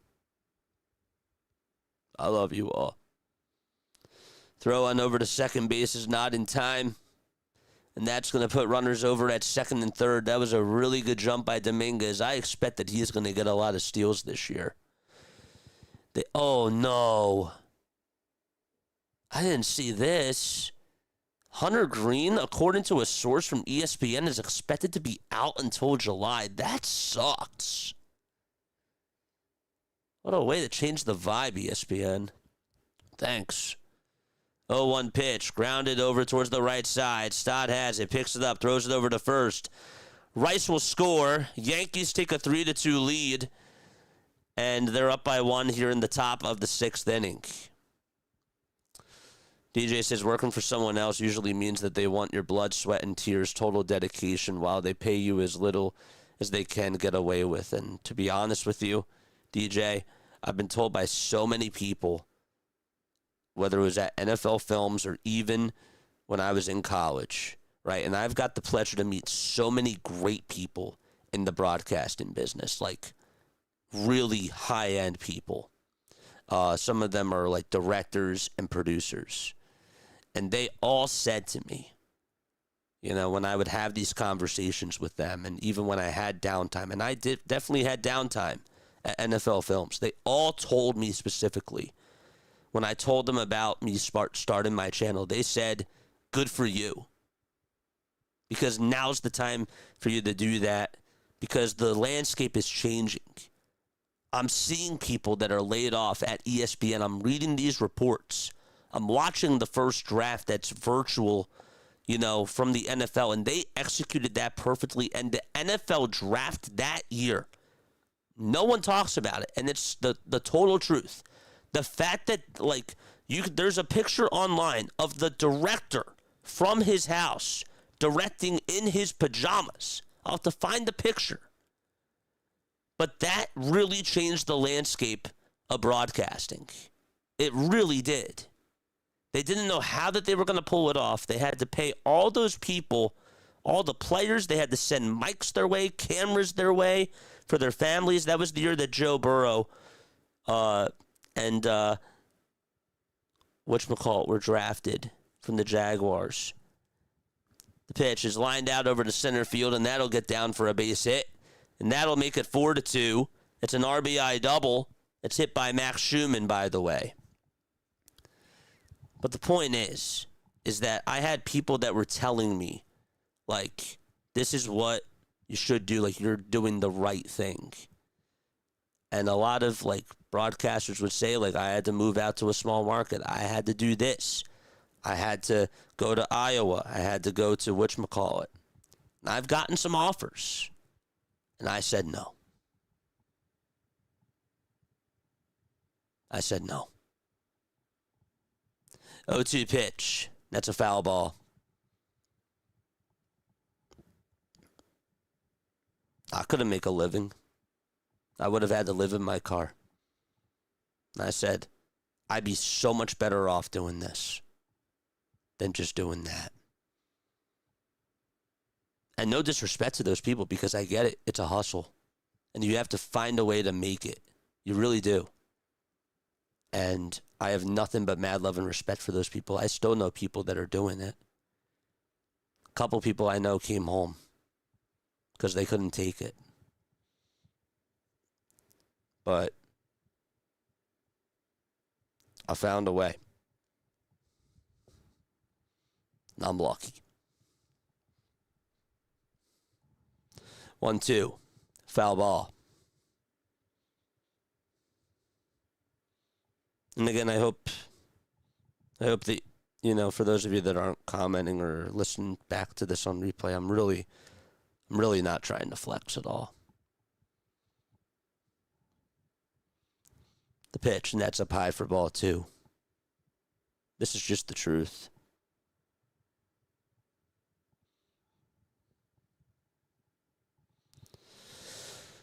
Two balls, 2 strikes, 2 outs, top of the 6th. Next pitch, here it comes, and that's up high for ball 3. The nice part about this, too, is that because it's spring training, we can actually get away with having these conversations, too. Like, this is not happening tonight, you know? Like, during 2 huge World Baseball Classic games. 3-2 pitch is taken inside for a called strike 3, but they're going to challenge this. That's why I was a little bit confused. That's a strike. That was at the knees. It was. So there's out number 3, and we're going to go to the bottom of the 6th. Give me a sec. All right. Give me 1 sec. I will be right back. Love you guys.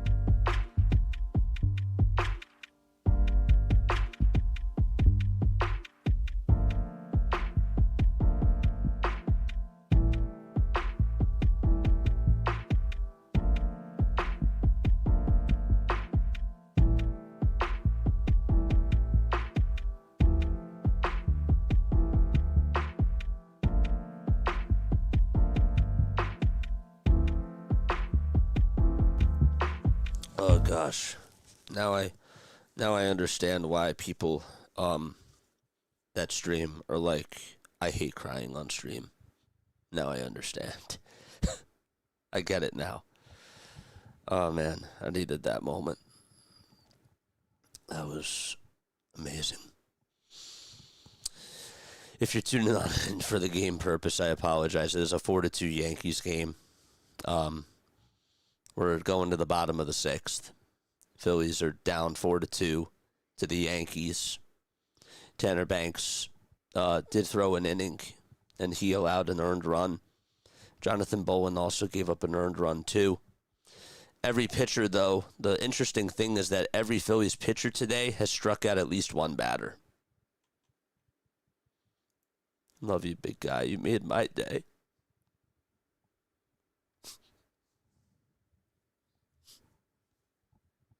I'll be driving Big Bird around East Hawaii laughing all day.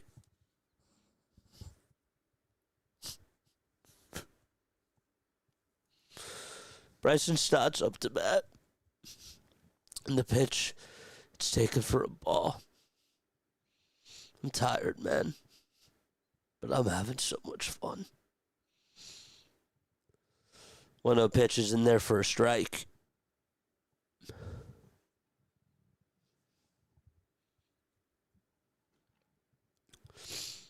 The 1-1 pitch to Stott. That's a foul ball. Hit over towards the right side. I can't look at chat right now. It's only going to make me more sad. Happy with tears. 1 ball, 2 strikes to Stott. And the next pitch, grounder hit over towards shortstop. The throw on over to first base is just dug out over at first. That was by Ben Rice for out number 1. In other news, the Blue Jays are actually up 4-0 against the Braves. Rockies and Reds are going to get started at 4:10. The Mets lead at 5-1. We don't like that as Phillies fans. It's also a 2-2 game for the Marlins against the Nationals.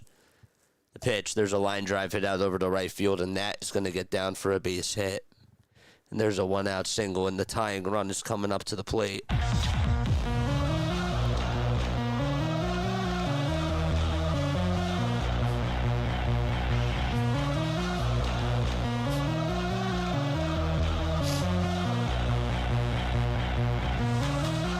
There's Dylan Moore. 1 out, bottom of the 6th. The pitch, that's a foul ball. Hit back over towards the screen. The ball is 1 strike. Moore singled in the 4th. If people are wondering, like, why am I crying? Chat, make sure you just catch them up. But I guess who really cares if I cry, right? 0-1, fly ball hit out over towards deep left center field. It's going back towards the track, but it's caught right in front of the wall by Spencer Jones. Gosh. There is out number 2.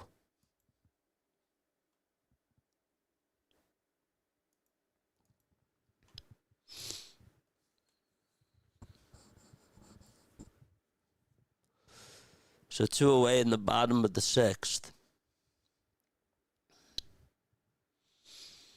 Tonight, we got USA playing at 9 o'clock. And then we got the Puerto Rico game at 7 o'clock. They play Canada, Puerto Rico. USA plays Italy. We'll be calling both games. And when there is an overlap, we'll be calling them at the same time. The pitch, there's a grounder hit over towards shortstop. The throw, the second is in time. We're going to go to the 7th inning. All right, we'll be right back in just a few moments. Don't go anywhere.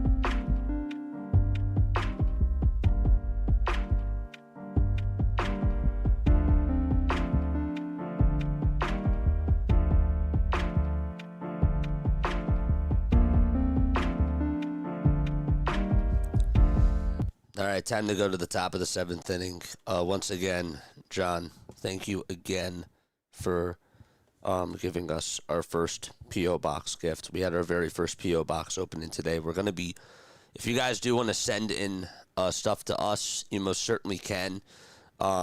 We went to the P.O. Box. We picked something up yesterday. We got our very first gift, and we're wearing it right now.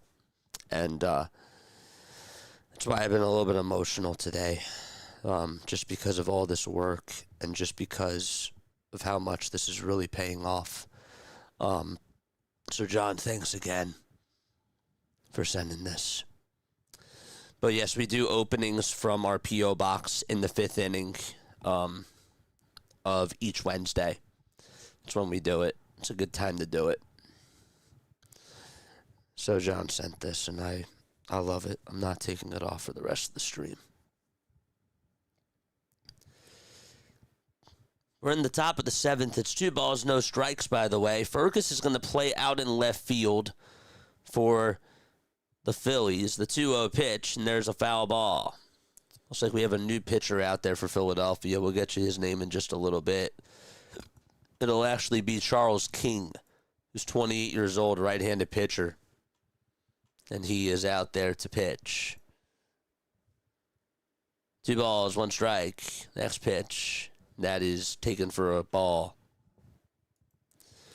So Brian Rincon is out there at short. Paul McIntosh is catching. At third base, you got Brady Day at third. And then at shortstop, or second base, that is, it's Arun Escobar. 3-1 pitch. There's a grounder hit over towards the right side. And the tag to the bag. There's 1 out. Escobar actually threw it on over to first, but there's 1 away regardless. For Dylan Moore over at first base, that'll be Alex Pinellas, who's 25 years old. He'll be at first base for them. Saltaban is out in center for the Phillies, and then Humphreys takes out right field. So that's where he's playing. And then Fergus is in left, as we mentioned before. 0-1 pitch. Here it comes. That is outside. Taken for ball 1. But yeah, thanks again for being just such an awesome community. 1-1. Foul ball over towards the left side. And that will make the count now 1-2. We are 82 subscribers away, by the way, folks, from getting to the 8,500 marker.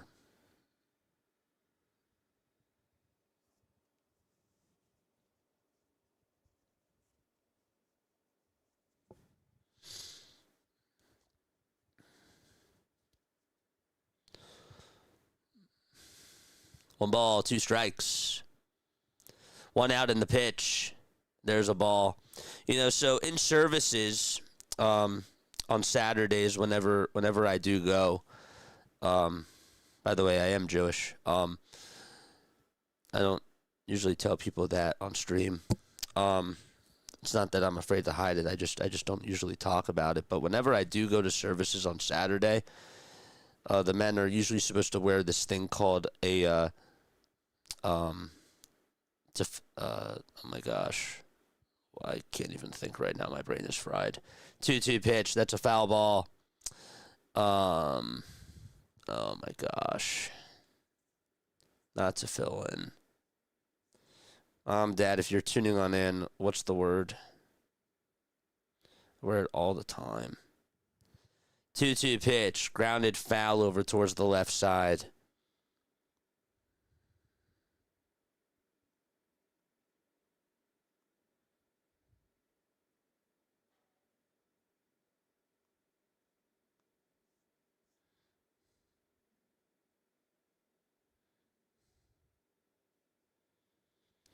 That's going to bug me.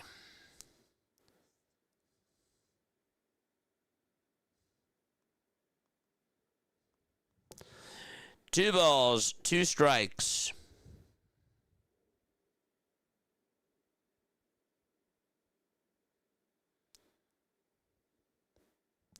The pitch, that's taken for ball 3.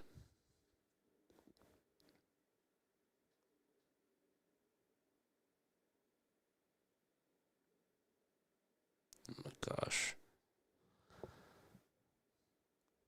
Next pitch, and there's a called 3rd strike, and there's out number 2. Oh, gosh.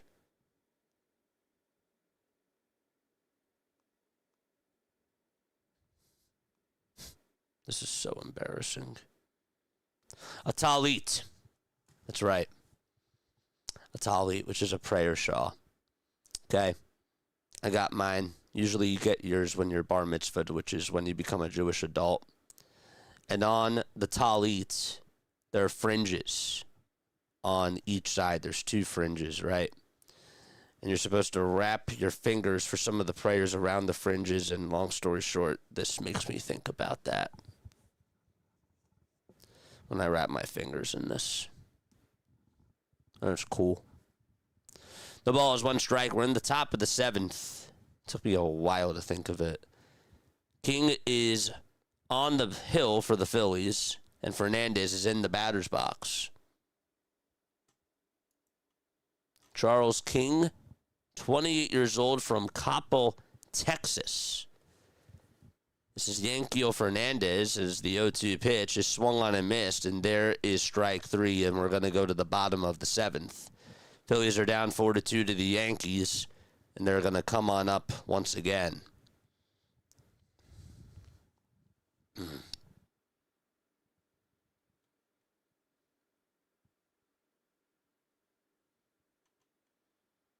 But yes.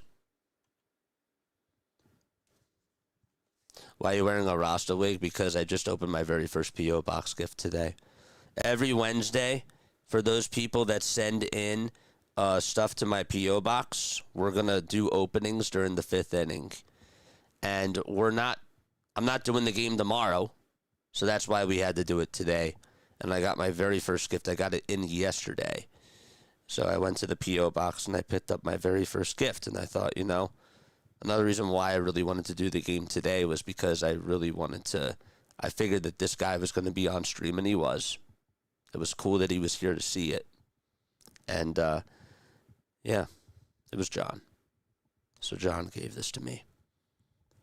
I'm not taking this thing off. It's my very first P.O. Box gift. It's so special. Damn. Oh, man. Shout out to Mom and Dad. Shout out to you guys. Shout out, of course, to the parents. And to everybody that's been so supportive of me. But this channel is nothing. And I mean nothing without you guys.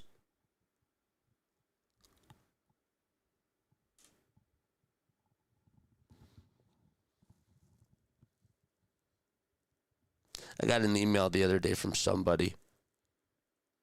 And they were like, I've been listening to you for a while. I don't usually comment on your streams. But I'm really happy I found your channel, the person said. And I don't like to disclose names. Because I think that that's not fair to the person. And like when you get emails like that, it's heartwarming.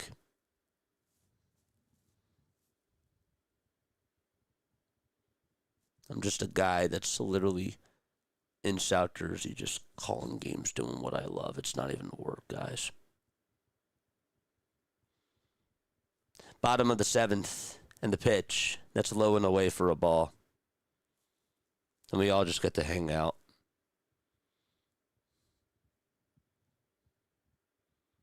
Hardcore said it the other day, it's a virtual bar. He's right. What a pitch. There's a line drive hit over to the third baseman, played on the hop, throw over to first is in time. Pinto's retired, and there's one away.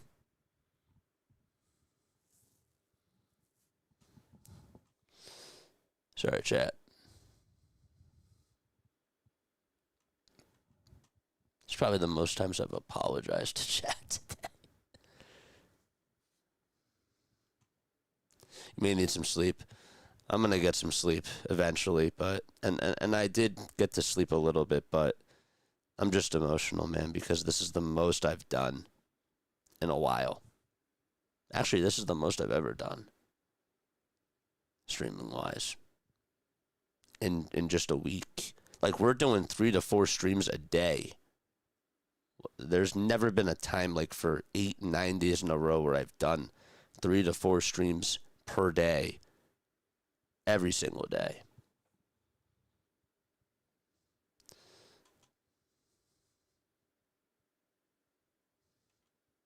JJ's favorite's mac and cheese. 1,000%. I love me some mac and cheese. No balls, 2 strikes. Brian Rincon's in the box. Blackburn's on the mound. The 0-2 popped up over towards the left field corner, and it'll be a souvenir as it'll find the seats.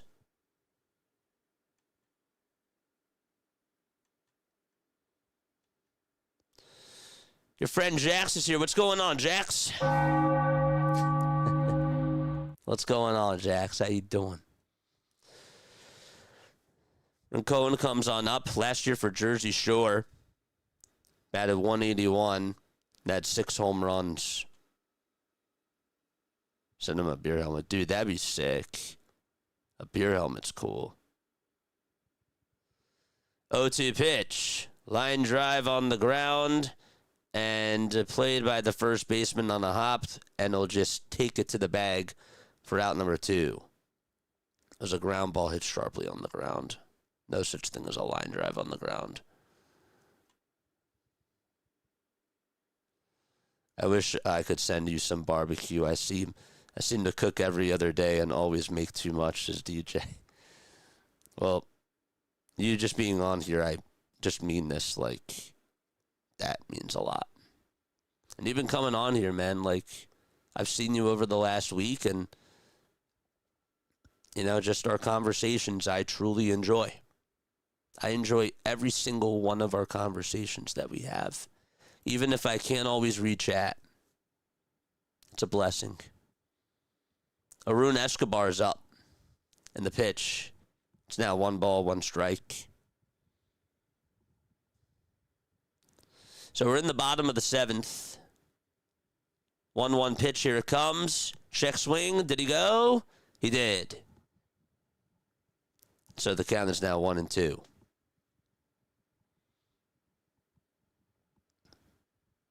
Don't forget, tonight we got 2 games for the World Baseball Classic. One starts at 7. The other one starts at 9. 2-2 is the count.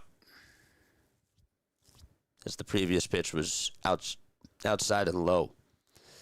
So that's how it's 2 balls, 2 strikes to Arun Escobar. The pitch on the way is swing and a miss. We're going to go to the 8th inning. It is a 4-2 game. Yankees lead it by 2. And they're going to come back on up to the plate. Escobar can't catch up to the curve. And we'll be right back again. Don't go anywhere.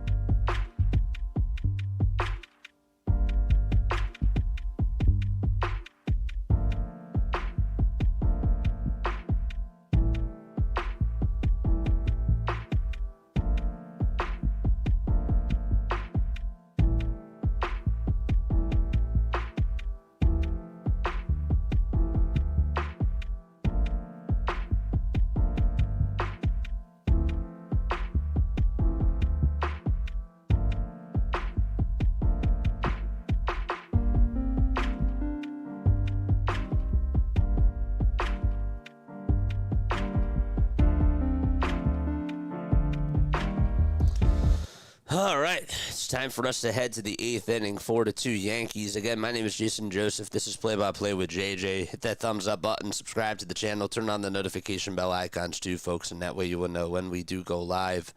So we're going to the 8th inning, 4-2 Yankees. Hit the thumbs up button, subscribe to the channel. It definitely helps us out. We are 82 subscribers away from getting to the 8,500 marker. Oh, man. Thanks for pulling this one out with me.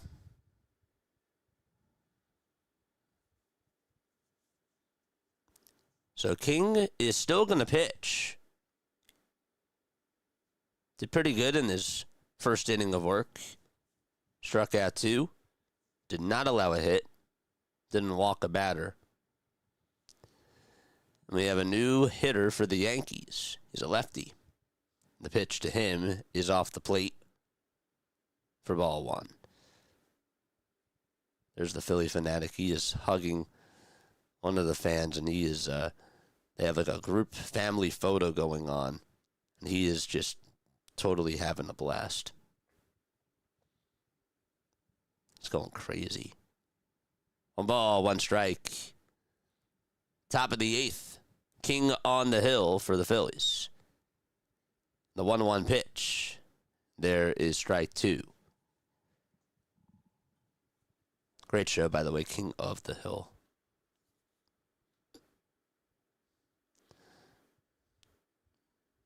I love Bobby. Bobby's cool. Dale's the funniest, though, in my opinion. But I love Hank, too. 1-2, ground ball, hit over towards the second baseman, picked up. The throw over to first is in time. There's out number 1.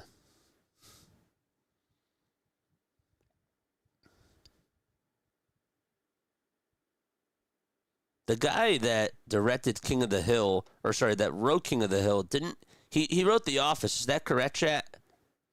Is that correct? He wrote The Office too, right?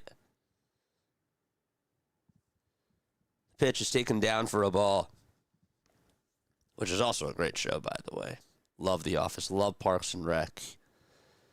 1-0 pitch, and that's a foul ball. I didn't know that Aubrey Plaza's from Wilmington, Delaware, and she grew up like a Philadelphia sports fan. That's really cool. I just found that out like a couple of days ago, and I know that the what's her name from The Office is like a big Phillies fan, and she threw out the first pitch. Oh, what's her name? God dang it. 1-1 pitch. There's a grounder hit over towards the pitcher, and the throw over to first is in time, and there's out number 2.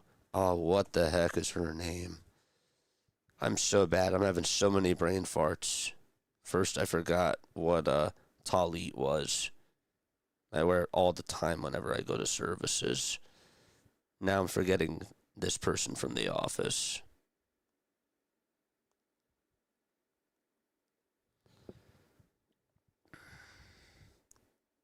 Pitch.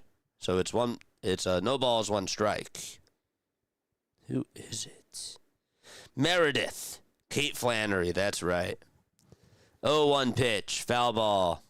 And it goes on out of play. She's like a big Phillies fan. Jenna Fletcher. Oh, yeah, Aubrey Plaza's from this. Yeah, she's from Wilmington.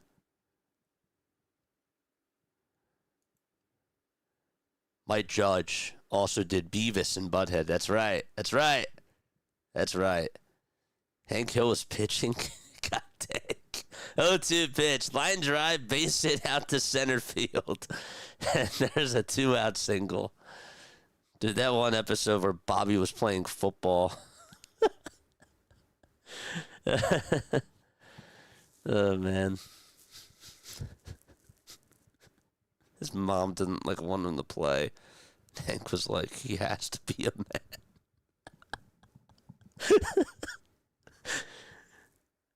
Oh, man. The pitch. There's a swing and a miss. How's Painter? I heard he's injured his back. Is that true? To be completely honest with you, I just got back to doing a Phillies game for the first time in like a week. 0-1 pitch, swing and a miss. So I really don't know. The only thing I've heard about is the Jesus Luzardo signing. The Jesus Luzardo extension, I should say. The ball is 2 strikes. The next pitch, swing and a miss. Hank Hill throws gas. Propane, you might say. That's a good one. That's a really good one. We're going to go to the bottom of the 8th inning. No, it wasn't Mike Judge. Mike Judge wasn't the producer. He wrote The Office too. It was Greg. Who is he? The Office. Greg Daniels. That's right. Greg Daniels. Yep. Wrote The Office. And he wrote King of the Hill. Like I said. Aubrey Plaza's great. She's so funny. And she's beautiful, man. She's just a beautiful person. So we're going to the bottom of the 8th inning.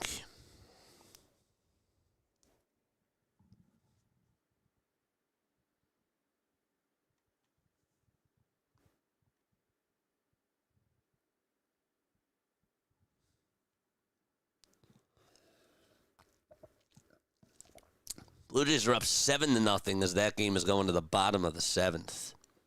So we got a little recap after this, and then probably should get maybe a little bit of rest before we go on for the Puerto Rico. Oh,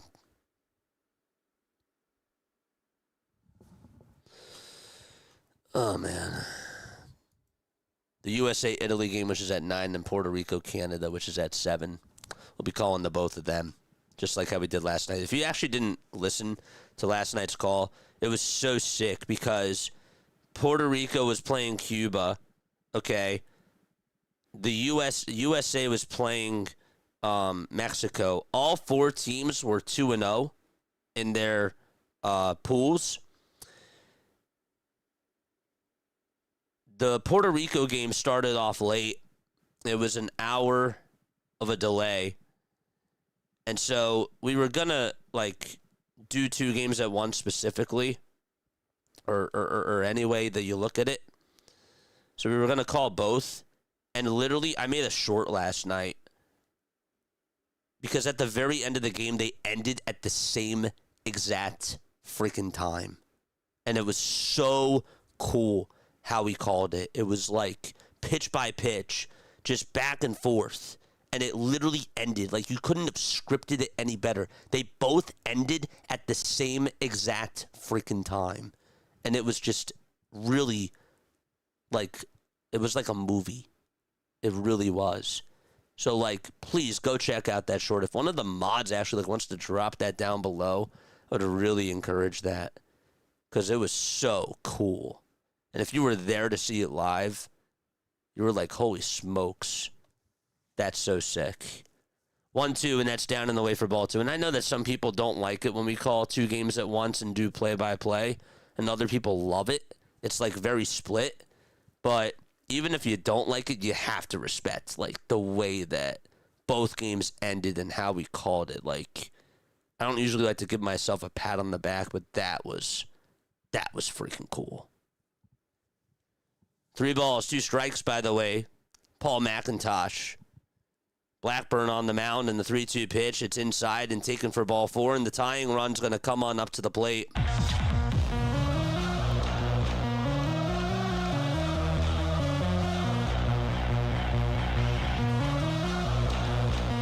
So runners over at first. We're in the bottom of the 8th. JJ, who's your favorite player? It's tough, man. It's tough. I got a lot. The pitch, swing and a miss. I love watching Shohei Ohtani. I don't know if he's my favorite player. I love Kyle Schwarber. I really don't have one. Like, I love a lot of players. Love watching a lot of players. The ball is 1 strike. It's hard, man. 0-1 pitch. Fly ball, foul ball over towards the right side. And the count is 0-2. This is Cade Fergus.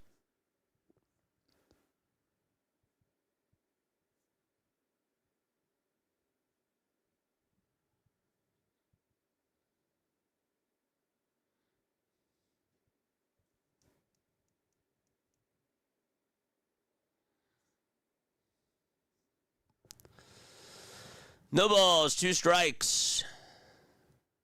5 seconds left on the pitch clock, and the next pitch is tapped over towards the third base side. The throw on over to first base is in time, and there is out number 1 in the bottom of the 8th inning. All right, so this was the short. I'm posting it right now. This was the short.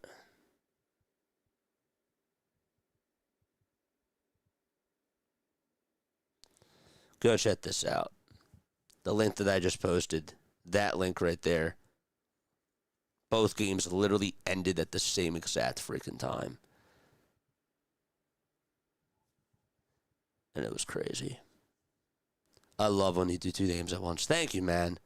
It's fun. I think it's easy to follow along. We changed the graphics. I try to make it simple to follow. I really do try.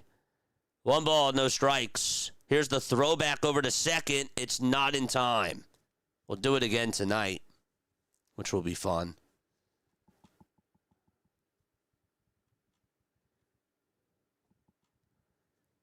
Alex Benalis is up at the plate. And sorry, we forgot to change this. There we go. 1 ball, 1 strike.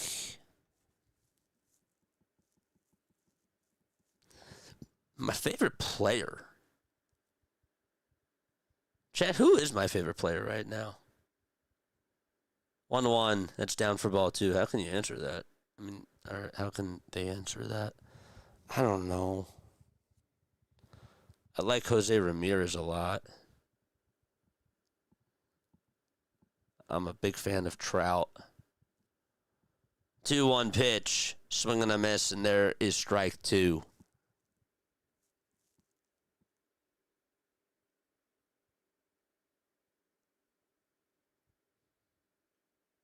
I was a huge Didi Gregorius fan. I still am a big Didi Gregorius fan. It was so cool to see him homer in the World Baseball Classic. 2-2 pitch. That's a foul ball. I'm so happy you're not going on tomorrow. I may actually get some work done. Don't tell my boss. Oh, we're going on tomorrow. We ain't missing tomorrow. Tomorrow is 3 o'clock. Oh, you're saying the morning. Yeah, that's true. 2 balls, 2 strikes. The next pitch, swing and a miss, and there's out number 2 in the bottom of the 8th inning, but now this is down on strikes. So, yeah, there's the link. If you guys want to go check it out, that's when we called 2 games at once. I made a short of it last night. And both the Puerto Rico-Cuba game and the USA-Mexico game ended at the exact same freaking time. The pitch. Check swing. Did he go? No. Devin Saltaban is up at the plate. Larry went to check it out. Couldn't have scripted it. Last 4 outs were simultaneous. Dude, that's crazy. 1 ball, no strikes in the pitch. Grounded over to the shortstop. Here's the throw on over to first. It's in time. And there's out number 3. We are going to go to the top of the 9th inning. 4-2 Yankees. WBC is fun. It gives us some baseball that matters during spring training, says Lou. Dude, I love it so much. And, like, you know, just from watching all these games, I've learned, like, damn, there are some really good players. Like, I want to see, I legitimately cannot wait to see B. Young Moon go up against, like, a team like Dominican Republic or Venezuela when he's facing 97, 98 mile per hour pitching. Like, really, that's going to be unbelievable. And, you know, he did well against Yamamoto, but he's having a phenomenal World Baseball Classic. Like, he's doing some really cool things. And then you get to see other guys today, and even during the other days, you're just like, wow, like, these guys can play. And, you know, like, how come they don't have contracts? Like, I'm watching a player today that's playing for Team Japan who literally gets on, bunts for a single, I believe, and then he stole a base, and then in his next at-bat, he had a 3-run homer, and I'm like, dude, bring this guy over to the Phillies. Are you kidding me? Like, it's pretty freaking cool. I might be overreacting a little bit, but still, like, you know, these guys, when you're facing off against even major league pitchers and you're doing this in games that matter, like, people look at you. Scouts look at you. They pay attention to these games. And guys get contracts because of this.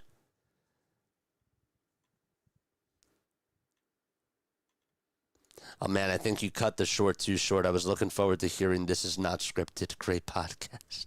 Thanks. Yeah, I had to make it under a minute. I mean, you can go back and watch the full entire 9th inning, but it was cool. I had to cut some things out. The pitch, there's a grounder hit over to short, and the throw on over to first is in time, and there's one away in the top of the 9th inning. What's up, LP? How you doing, man?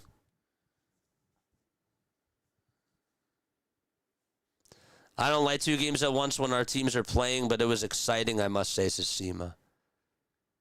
See, that's what I'm saying. Like, even if you don't like it, you have to be like, damn, like, that was actually... And again, cover your ears, kids. That was actually fucking cool. It was. Man, you got me cursing twice today, chat? That never happens. That never freaking happens. 1 ball, 1 strike. Damn, I'm a changed man. Top of the 9th. 1 ball and 1 strike. I can't.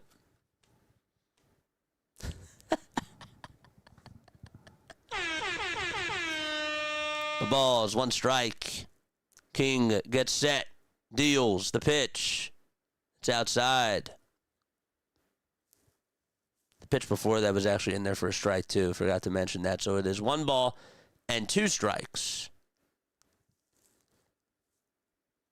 King kicks, fires, and that's fouled over towards the left side.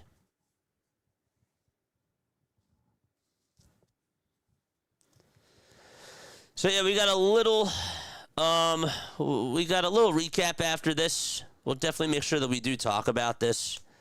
And we'll talk a little bit more about Jesus Luzardo too, if I remember. Because again, I didn't post a short about it. I've been slacking on the Phillies stuff. I've been slacking on the Sixers stuff. I know Tyrese Maxey's out for like another game.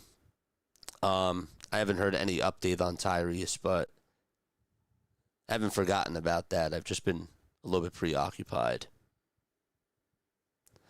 1 ball, 2 strikes. The next pitch, it's outside for ball 2.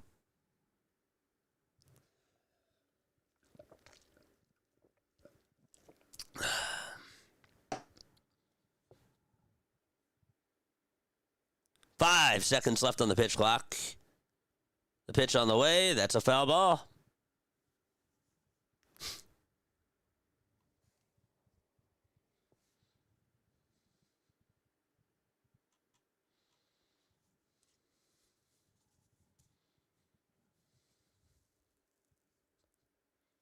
Three-two pitch, and a called strike 3 at the knees at 96.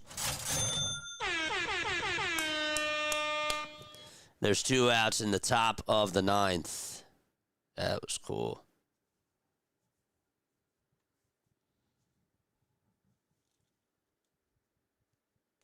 Ten seconds left on the pitch clock. King has 38 pitches. First pitch to the next batter, and that is in there for a strike. This is Arias who's up to bat. The ball is 1 strike. There's 5 seconds left on the pitch clock, and there's the 0-1, and that's outside for ball 1.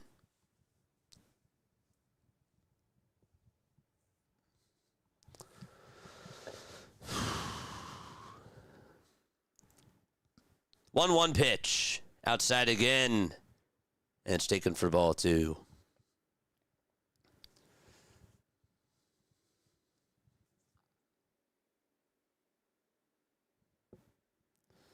Two, 1 pitch. Swing and a miss. Hit that thumbs up button and hit that subscribe button. Let's try to get to 50 likes, chat. Again, I really appreciate you guys for being on here. All the love and the support, it means a lot. But the more likes that we do get, the more Phillies fans, the more baseball fans, the more JJ fans we get. 3 balls, 2 strikes, top of the 9th, 2 away. Nobody on. King gets set at the letters, kicks, steals. It's outside for ball 4.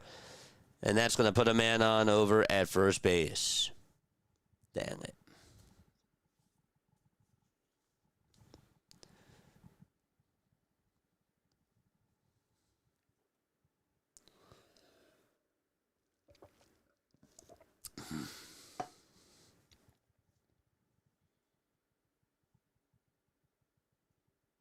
Pitch. Fastball down the hatch at 90 miles per hour. And the count is 0-1.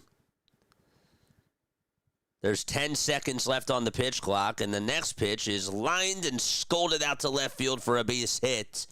Right on the ground, and that'll result in the single, and that'll put 2 runners on base for the Yankees here in the top of the 9th. It was Martin that got on base. Garrett Martin, 25 years old. He's pretty tall, 6 feet 3 inches tall, has a good swing.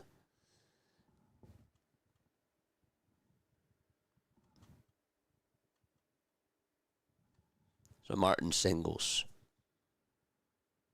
Despite what he told me last night, it's Ronald Acuna Jr. Nope. Putting words in my mouth, long ball. It's not my favorite player. I do like Ronald. You know, I really like Freddie Freeman. I hate to admit it, but you know what? I have to respect greatness. Like, Freddie is just such a good guy, and he's a great player. He plays the game the right way, and he's just a good guy. Like, really good guy. He's one of my favorite players in the game. I must admit. The ball is one strike. Top of the ninth, 2 outs, and the pitch, that's in there for a strike. This actually might also rub Philly fans the wrong way, and this is going to be bad. I notice as it comes out of my mouth. But Yordan Alvarez, too. I must admit, Alvarez is also one of my favorite players. Couldn't forgive him, though. Oh, it sounds like you did forgive him. It took me a long time to forgive him when he hit the homer off of Alvarado. It took a while. It did. As the pitch is grounded over towards the right side. Second baseman has it, throws it over to first. It's in time for out number 3. But I do love me some Yordan Alvarez. But gosh, that did put a stain in things for a while. And then as time did go on, it was like, eh. Then I was like, eh. And then he brought me back.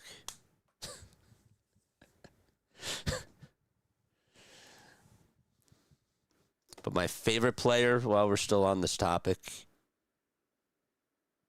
if I were to choose one, I would have to say Wheeler. I would have to go with Zach Wheeler. That's my final answer. And not just because he's a Philly, but just think about his story, guys. Zach Wheeler was a Met, okay? Zach Wheeler was drafted by the Giants. Goes on over to the Mets. You got Wheeler, Syndergaard, DeGrom, Harvey, Matz, okay? Every single year, Zach Wheeler had an injury. And who would have thought that looking back at that 2015 Mets team, that Zach Wheeler would be the most dominant out of all of them over the next, 8 to 10 years. The guy has been so consistent. And it's not to disrespect DeGrom. And DeGrom actually has had a really nice comeback story, too. I don't want to dismiss him. But this guy is just a workhorse. And you think about, what he even went through during the offseason. He says that he's going to be back, and he feels really good. I trust him. I really do. He does such great things for the community. And he's a fighter, man. Zach Wheeler, I would probably say that he is my favorite player. I got to go Zach Wheeler. 1 ball, 1 strike. Bottom of the ninth. And the pitch. There's a foul ball. Phillies are up to bat. Humphreys is in the box. Blackburn is pitching. Blackburn was with the Rockies. Seemed like the Yankees got a lot of Rockies players. I don't know if that was from the Ryan McMahon deal, but they got Jake Bird. They got McMahon. They got this guy. They got a lot of pieces from the Rockies.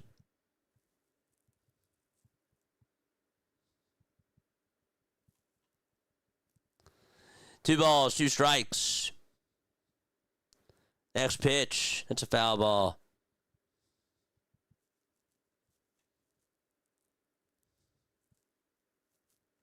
Not Edmundo Sosa. I like Edmundo Sosa a lot. I do. He is one of... Edmundo Sosa is one of my favorite Phillies. 2-2 pitch. That's in the dirt for ball 3.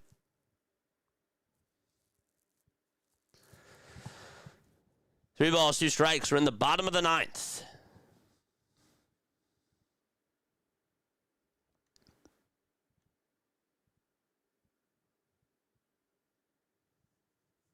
Ranger was a big fan favorite. Yeah, he was.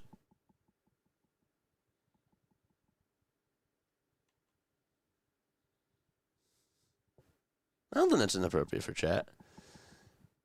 I think that you're just genuinely asking a question, 3-2, and that's up high for ball 4.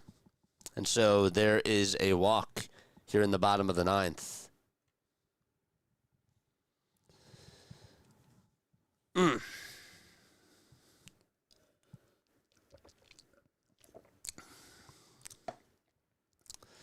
We got 40 likes. Let's go. Bottom of the ninth inning. Phillies have the tying run up at the plate. The pitch, there's a swing and a miss. So Humphreys walked, and Day is coming on up for the Phillies. He came on in the pinch hit for Bryson Stott. This is Brady Day, the 24-year-old from New Hampshire. The ball is one strike. Blackburn with the 0-1 pitch. That's lined foul towards the left side.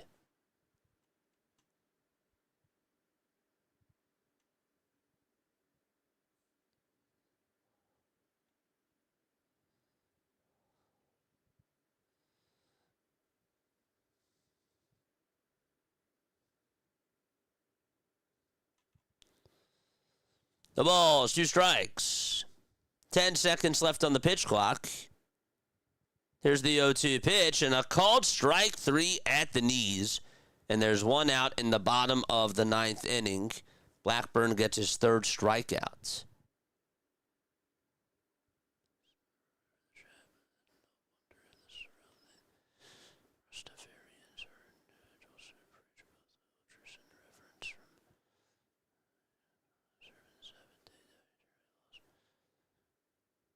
I'd have to do some more research on that, my friend David. I'd have to do some research on that. Because I can't really give you an answer.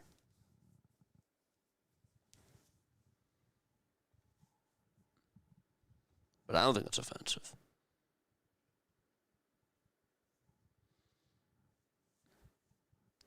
The ball is 1 strike. Bottom of the ninth. 0-1 pitch is popped up. Hit over right towards the left side and out of play. 0-2 is the count. I'm always very fascinated in learning more about religion and just being educated on certain things. I do like learning. I do. I feel like you can never learn. You can never stop learning. 0-2 pitch. That's outside for a ball. Even just the game of baseball, I'm always learning. I've been watching the game since 2006, heavily. I'm always learning. Always. Always learning about music. Always learning about what's going on. I really do try to educate myself. Pitch, there's a swing and a miss. And there's out number 2 in the bottom of the ninth, and the Phillies are down to their final outs.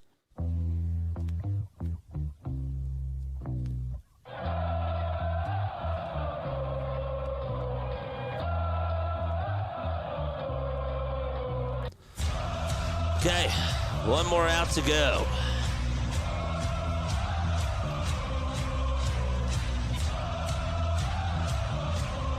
Here's a cutter to Rincon, and that is in the zone for a called strike. Blackburn has 51 pitches. I'm so used to guys only being able to throw 65 pitches just because of all these World Baseball Classic games that we've been covering.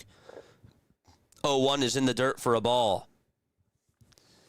And in the quarters and the semis, it's 83 pitches, and in the finals, it's 95. They can throw up to 95 pitches. 1 ball, 1 strike, 2 away, bottom of the ninth inning. 4-2 Yankees. Phillies down to their final outs. Blackburn kicks, steals, and it's popped up over towards the third base side. Catcher gets under it, and he dropped it. He lost it in the sun. He tripped over his own footing. And it's now 1-2, so the Phillies get another crack at this, but they are also down to their final strike. It's really sunny over there.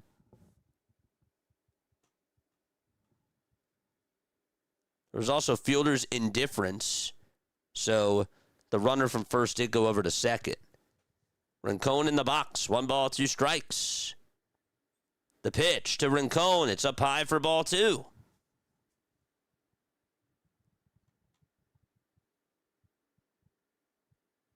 I hate learning. I'm proud of my ignorance. Of course you are. Of course. That's why he's Larry.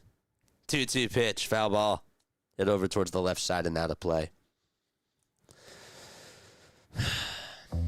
Stay on for our little post-game recap. We'll give our thoughts. We'll be on for like 5 minutes or so, and then we got to get ready for the night games. 2 balls, 2 strikes to Brian Rincon. Blackburn gets set at the belt, kicks, deals. And there's a line drive down the right field line, and that is a foul ball. Right fielder was slowing up a little bit, so I had to wait just to get the call. Looked like it was going towards the corner. Sometimes you just got to wait that extra second, though. 2 balls and 2 strikes. And 2 away.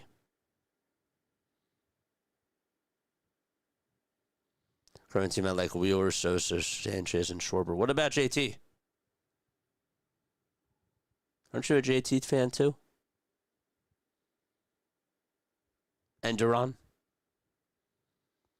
2 balls, 2 strikes. The pitch to Rincon, inside and low for ball 3.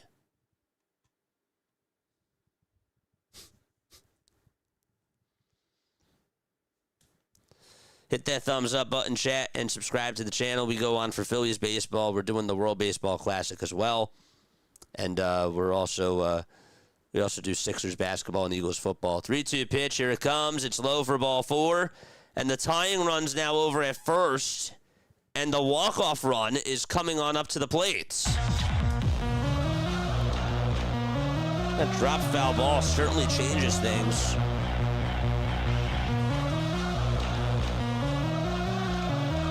That's a momentum changer. Good walk, though. And Arun Escobar is up.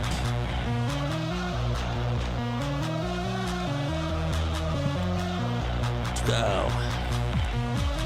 Let's go, Escobar. 2 runners on, 2 outs, bottom of the 9th inning. Escobar in the box. 58 pitches for Blackburn. As he gets set at the belt, kicks, fires, and Escobar looks at ball 1, just down low. JT and Duran, man. 1 ball, no strikes. Here's the 1-0 pitch. He went around. No need to appeal. And it was a strike anyways.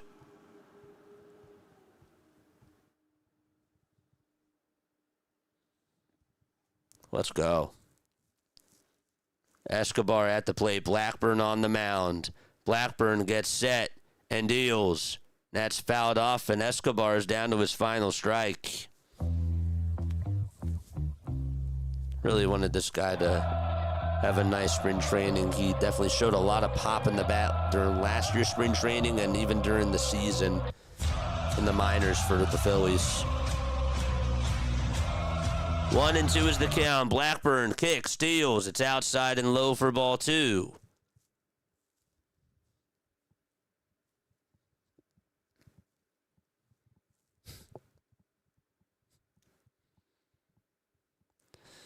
Two balls, 2 strikes to Arun Escobar. Blackburn kicks, steals, and it's outside again for ball 3.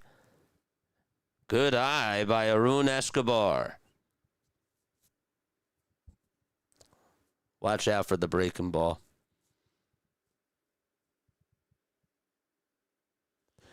5 seconds left on the pitch clock. 3-2 pitch. Ground ball hit over towards the shortstop. And here's the throw to first. It's in time, and the ball game is over. The New York Yankees go out to Clearwater and beat the Phillies by a final score of 4-2. They get their 11th win in spring training. They're now 11-6. And the Phillies are now 5-11, and they are also 4-4 out at Clearwater. So they do lose. Jason Dominguez had the solo shot in the first off of Tanner Banks. He was 2 for 3 with 2 runs scored. He did some damage at the plate, also stole a bag as well. And Spencer Jones also hit a long shot too, and the Yankees' top prospect, one of the, arguably the top prospect in all of baseball, ended up going yard in that second inning. All right, so a couple of things to talk about today. that I did want to get off my chest. First of all, if you are going to sign off, thank you so much for being on here. I really do appreciate it. But here's a couple of things. First, I want to get to my takes from today. So my number one take from today that was positive is Duran and Alvarado looked good. Alvarado pitched in the second inning he pitched in the third inning, and Duran pitched in the fourth inning. They did their jobs. Duran had a really nice knuckle curve that he threw to get the first one of the strikeouts in that fourth inning. It was a beautiful pitch. He placed it over on the inside corner. We saw him throw it a couple of times last year. I don't have the stats in front of me, but I'd really like to try to see him throw that pitch a little bit more this year, and I'm hoping that he feels confident to throw that, especially against lefties, because I really feel like that will really help him. It's nice to have the four-seamer, and his tough stuff, his high-heat stuff is great, but if he can try to occasionally throw those pitches and try to maybe throw it a little bit more, I think that would really help him. It looked very good today. That was a positive. That was actually, he threw a changeup. They called it a changeup on ESPN, but it was a good pitch. It really was. So I was very impressed by that. He did also throw the changeup. Oh wait, no, it was the knuckle curve. It was the knuckle curve. Okay, I was correct. He threw the knuckle curve to get the second strikeout against Esquera. That's what was a good pitch. We've seen him throw the changeup a lot of times too, but from being able to go to 88 with a lot of life to his pitches and then just fire 100, that's what makes this guy a top 3 closer, if he's able to locate his pitches well, and if JT and him can just continue to get on the same page and figure out what to execute. So, but he looked great today. He was very calm, cool, collective out there on the mound. This guy obviously is the closer. There's no doubt about it. You want him out there for the 9th inning. And I'm very happy that the Phillies got an actual closer. Alvarado did very well too. We saw him reach 99 a couple of times. The cutter started to look really well. We saw it a little bit flat at times during spring training this year, but not today. Rice ended up striking out on 3 straight cutters after Alvarado threw 2 sinkers to him in a row. So he's starting to rely more on his cutter now, which is good as spring training has gone on. So all of those are positive signs. All of those are great, and I'm happy with that. The other thing that I wanted to say that I'm continuing to be very happy about is Bryson Stott. Another hit for him today and a run scored. This guy is just a hitting machine in spring training. You can only play the games that are out in front of you. This guy's making solid contact with the baseball. He's working up the pitch count, and he's getting the bat on the ball. JT also had a really nice swing. He sent one out. It went 396 feet, got on with a single, and he had a good, productive day at the plate, too. He worked up the pitch counts a little bit, which was also nice to see. I really wanted the Phillies to just go out there and have an attack plan and, do what they could against Luis Hill, where they could just work up that pitch count. At times in the first inning, we saw that. We did see one at-bat from Turner where he threw up an 8-pitch at-bat, and then he grounded out, and that was the result of the at-bat, but he still worked up the pitch count, which I was fine with. Want to see him get on base a little bit more, but him and JT have been struggling coming on into today in spring training, but you want them to get hot. But the positive, again, was that JT hit the ball well, Stott hit the ball well, Bohm hit the ball again hard too, but he was 1 for 3 today. I think he got on with an infield single, if I'm correct. Oh no, he did single out to left field. That was it. The ground out over to short. That's what it was. Jonathan Bolin and Tanner Banks. Okay, they gave up home run balls, but Jonathan Bolin's pitch really was not a bad pitch. A lot of times, usually when you give up a home run, it's usually a mistake that's left out over the middle of the plate. But the pitch that he threw was a changeup that actually had a lot of life to it, and it hit the outside corner, but Jones was just patient enough, and he waited for it, and he golfed it out of there. And it wasn't a bad time to throw the changeup. And sometimes you just got to tip your cap, especially to a guy like Spencer Jones, who, again, is a phenom in the Yankees organization, and you expect that he's going to get the call up. I don't know if he makes the opening day roster for them. He might. He really might. But he's been balling out in spring training, and there's a big reason why he's ranked as one of the top prospects, if not the top best prospect in all of baseball. So I wasn't really too mad about that. He also did strike out the next two batters that he faced after he allowed the homer. So I thought that he was fine. I really did. McCambley did good again. That's good to see. I really like our bullpen. I do. I think that we have a better bullpen than what we did heading on into last year. I'm talking about heading into this year. I think that our bullpen is better than what it was heading into last year. And I do feel that way. I do. I feel confident with that. So that is all good. De La Cruz did get on with an RBI single. This guy is going to get some playing time, I assume, because of Johan Rojas and that whole situation. See what he has, right? Have him be called on up and have him continue to get more at-bats in spring training. I'm fine with that. Didn't get to see Justin Crawford today. A little bit disappointed about that, personally. I wanted to see him. And I'm a little disappointed that, again, we just haven't been able to watch Aiden Miller and Gabriel Rincones. Really hope that they're okay. I haven't looked at any of the reports. So, chat, if you did hear something, let me know in the comments section down below. Because I was looking forward to watching the both of them play in spring training, and I haven't seen any games. I have not seen them up at the plate. But yes. And that's pretty much it. I'm actually surprised that I analyzed this game as long as I did. So, good stuff today. Yes, they lost. They lost by a score of 4-2, but I'm not really angry. Like, I can't. It's hard. It's so hard to get me angry, chat, over a spring training game. Because, A, the players aren't. The games don't count. Okay? B, really spring training is more about, like, developing.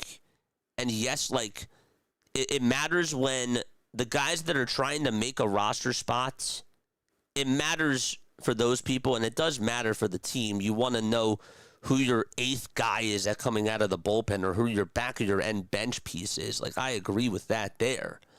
And I do take a lot of stock into looking at those things. And spring training is a good way to look into that. However, the guys also play like 6 innings, 5, 6, 7 innings. They don't play the full game, so you can't really see them in full-time situations, and they're trying new things. I criticize them for not trying to bunt more with Justin Crawford, and I'm really hoping that, again, they just, maybe towards the end of spring training, that they tried to do it a little bit. They did it a little bit, but not to my liking, but they still have been trying other things. I have seen that. I see the way that the defense plays a little bit differently. We saw Trey Turner also make a really nice play over at shortstop. I forgot to mention that too. Go back and watch that if you can. There was a ground ball hit over to him. It was during the early stage of the game. I believe it was the second or the third inning. I didn't keep score, so I can't remember off the top of my head. But he got right to the hole, was able to do a 360 spin, threw a skip pass over to first base, and it was a good play. It was a very good play. So, hopefully Trey Turner, I'm not saying that he has to do that all the time, but if he can do what he did last year defensively, I'm fine with it. 2023, 2024 Trey Turner is what I had a problem with. But 2025 Trey Turner was okay. Wasn't the best overall, and he did have his struggles early on. I don't remember him missing second base. I don't forget those things. But overall, he wasn't terrible. But now that I bring this up, now I have to do it. I also don't forget the throw that he had to JT where he just needed to throw it to his left and he threw it towards his right. Okay, but I digress. The bottom line is that I'm feeling somewhat optimistic about his defense this year. So, all right, chat, that's going to do it for me. We're going to be back on at 7 o'clock. Okay, we'll start our stream at 6:45, and we will be on doing the Puerto Rico Canada game at 7. The first pitch is at 7:08, and then we have the USA game at 9 o'clock, at 9:08 p.m. Eastern Time.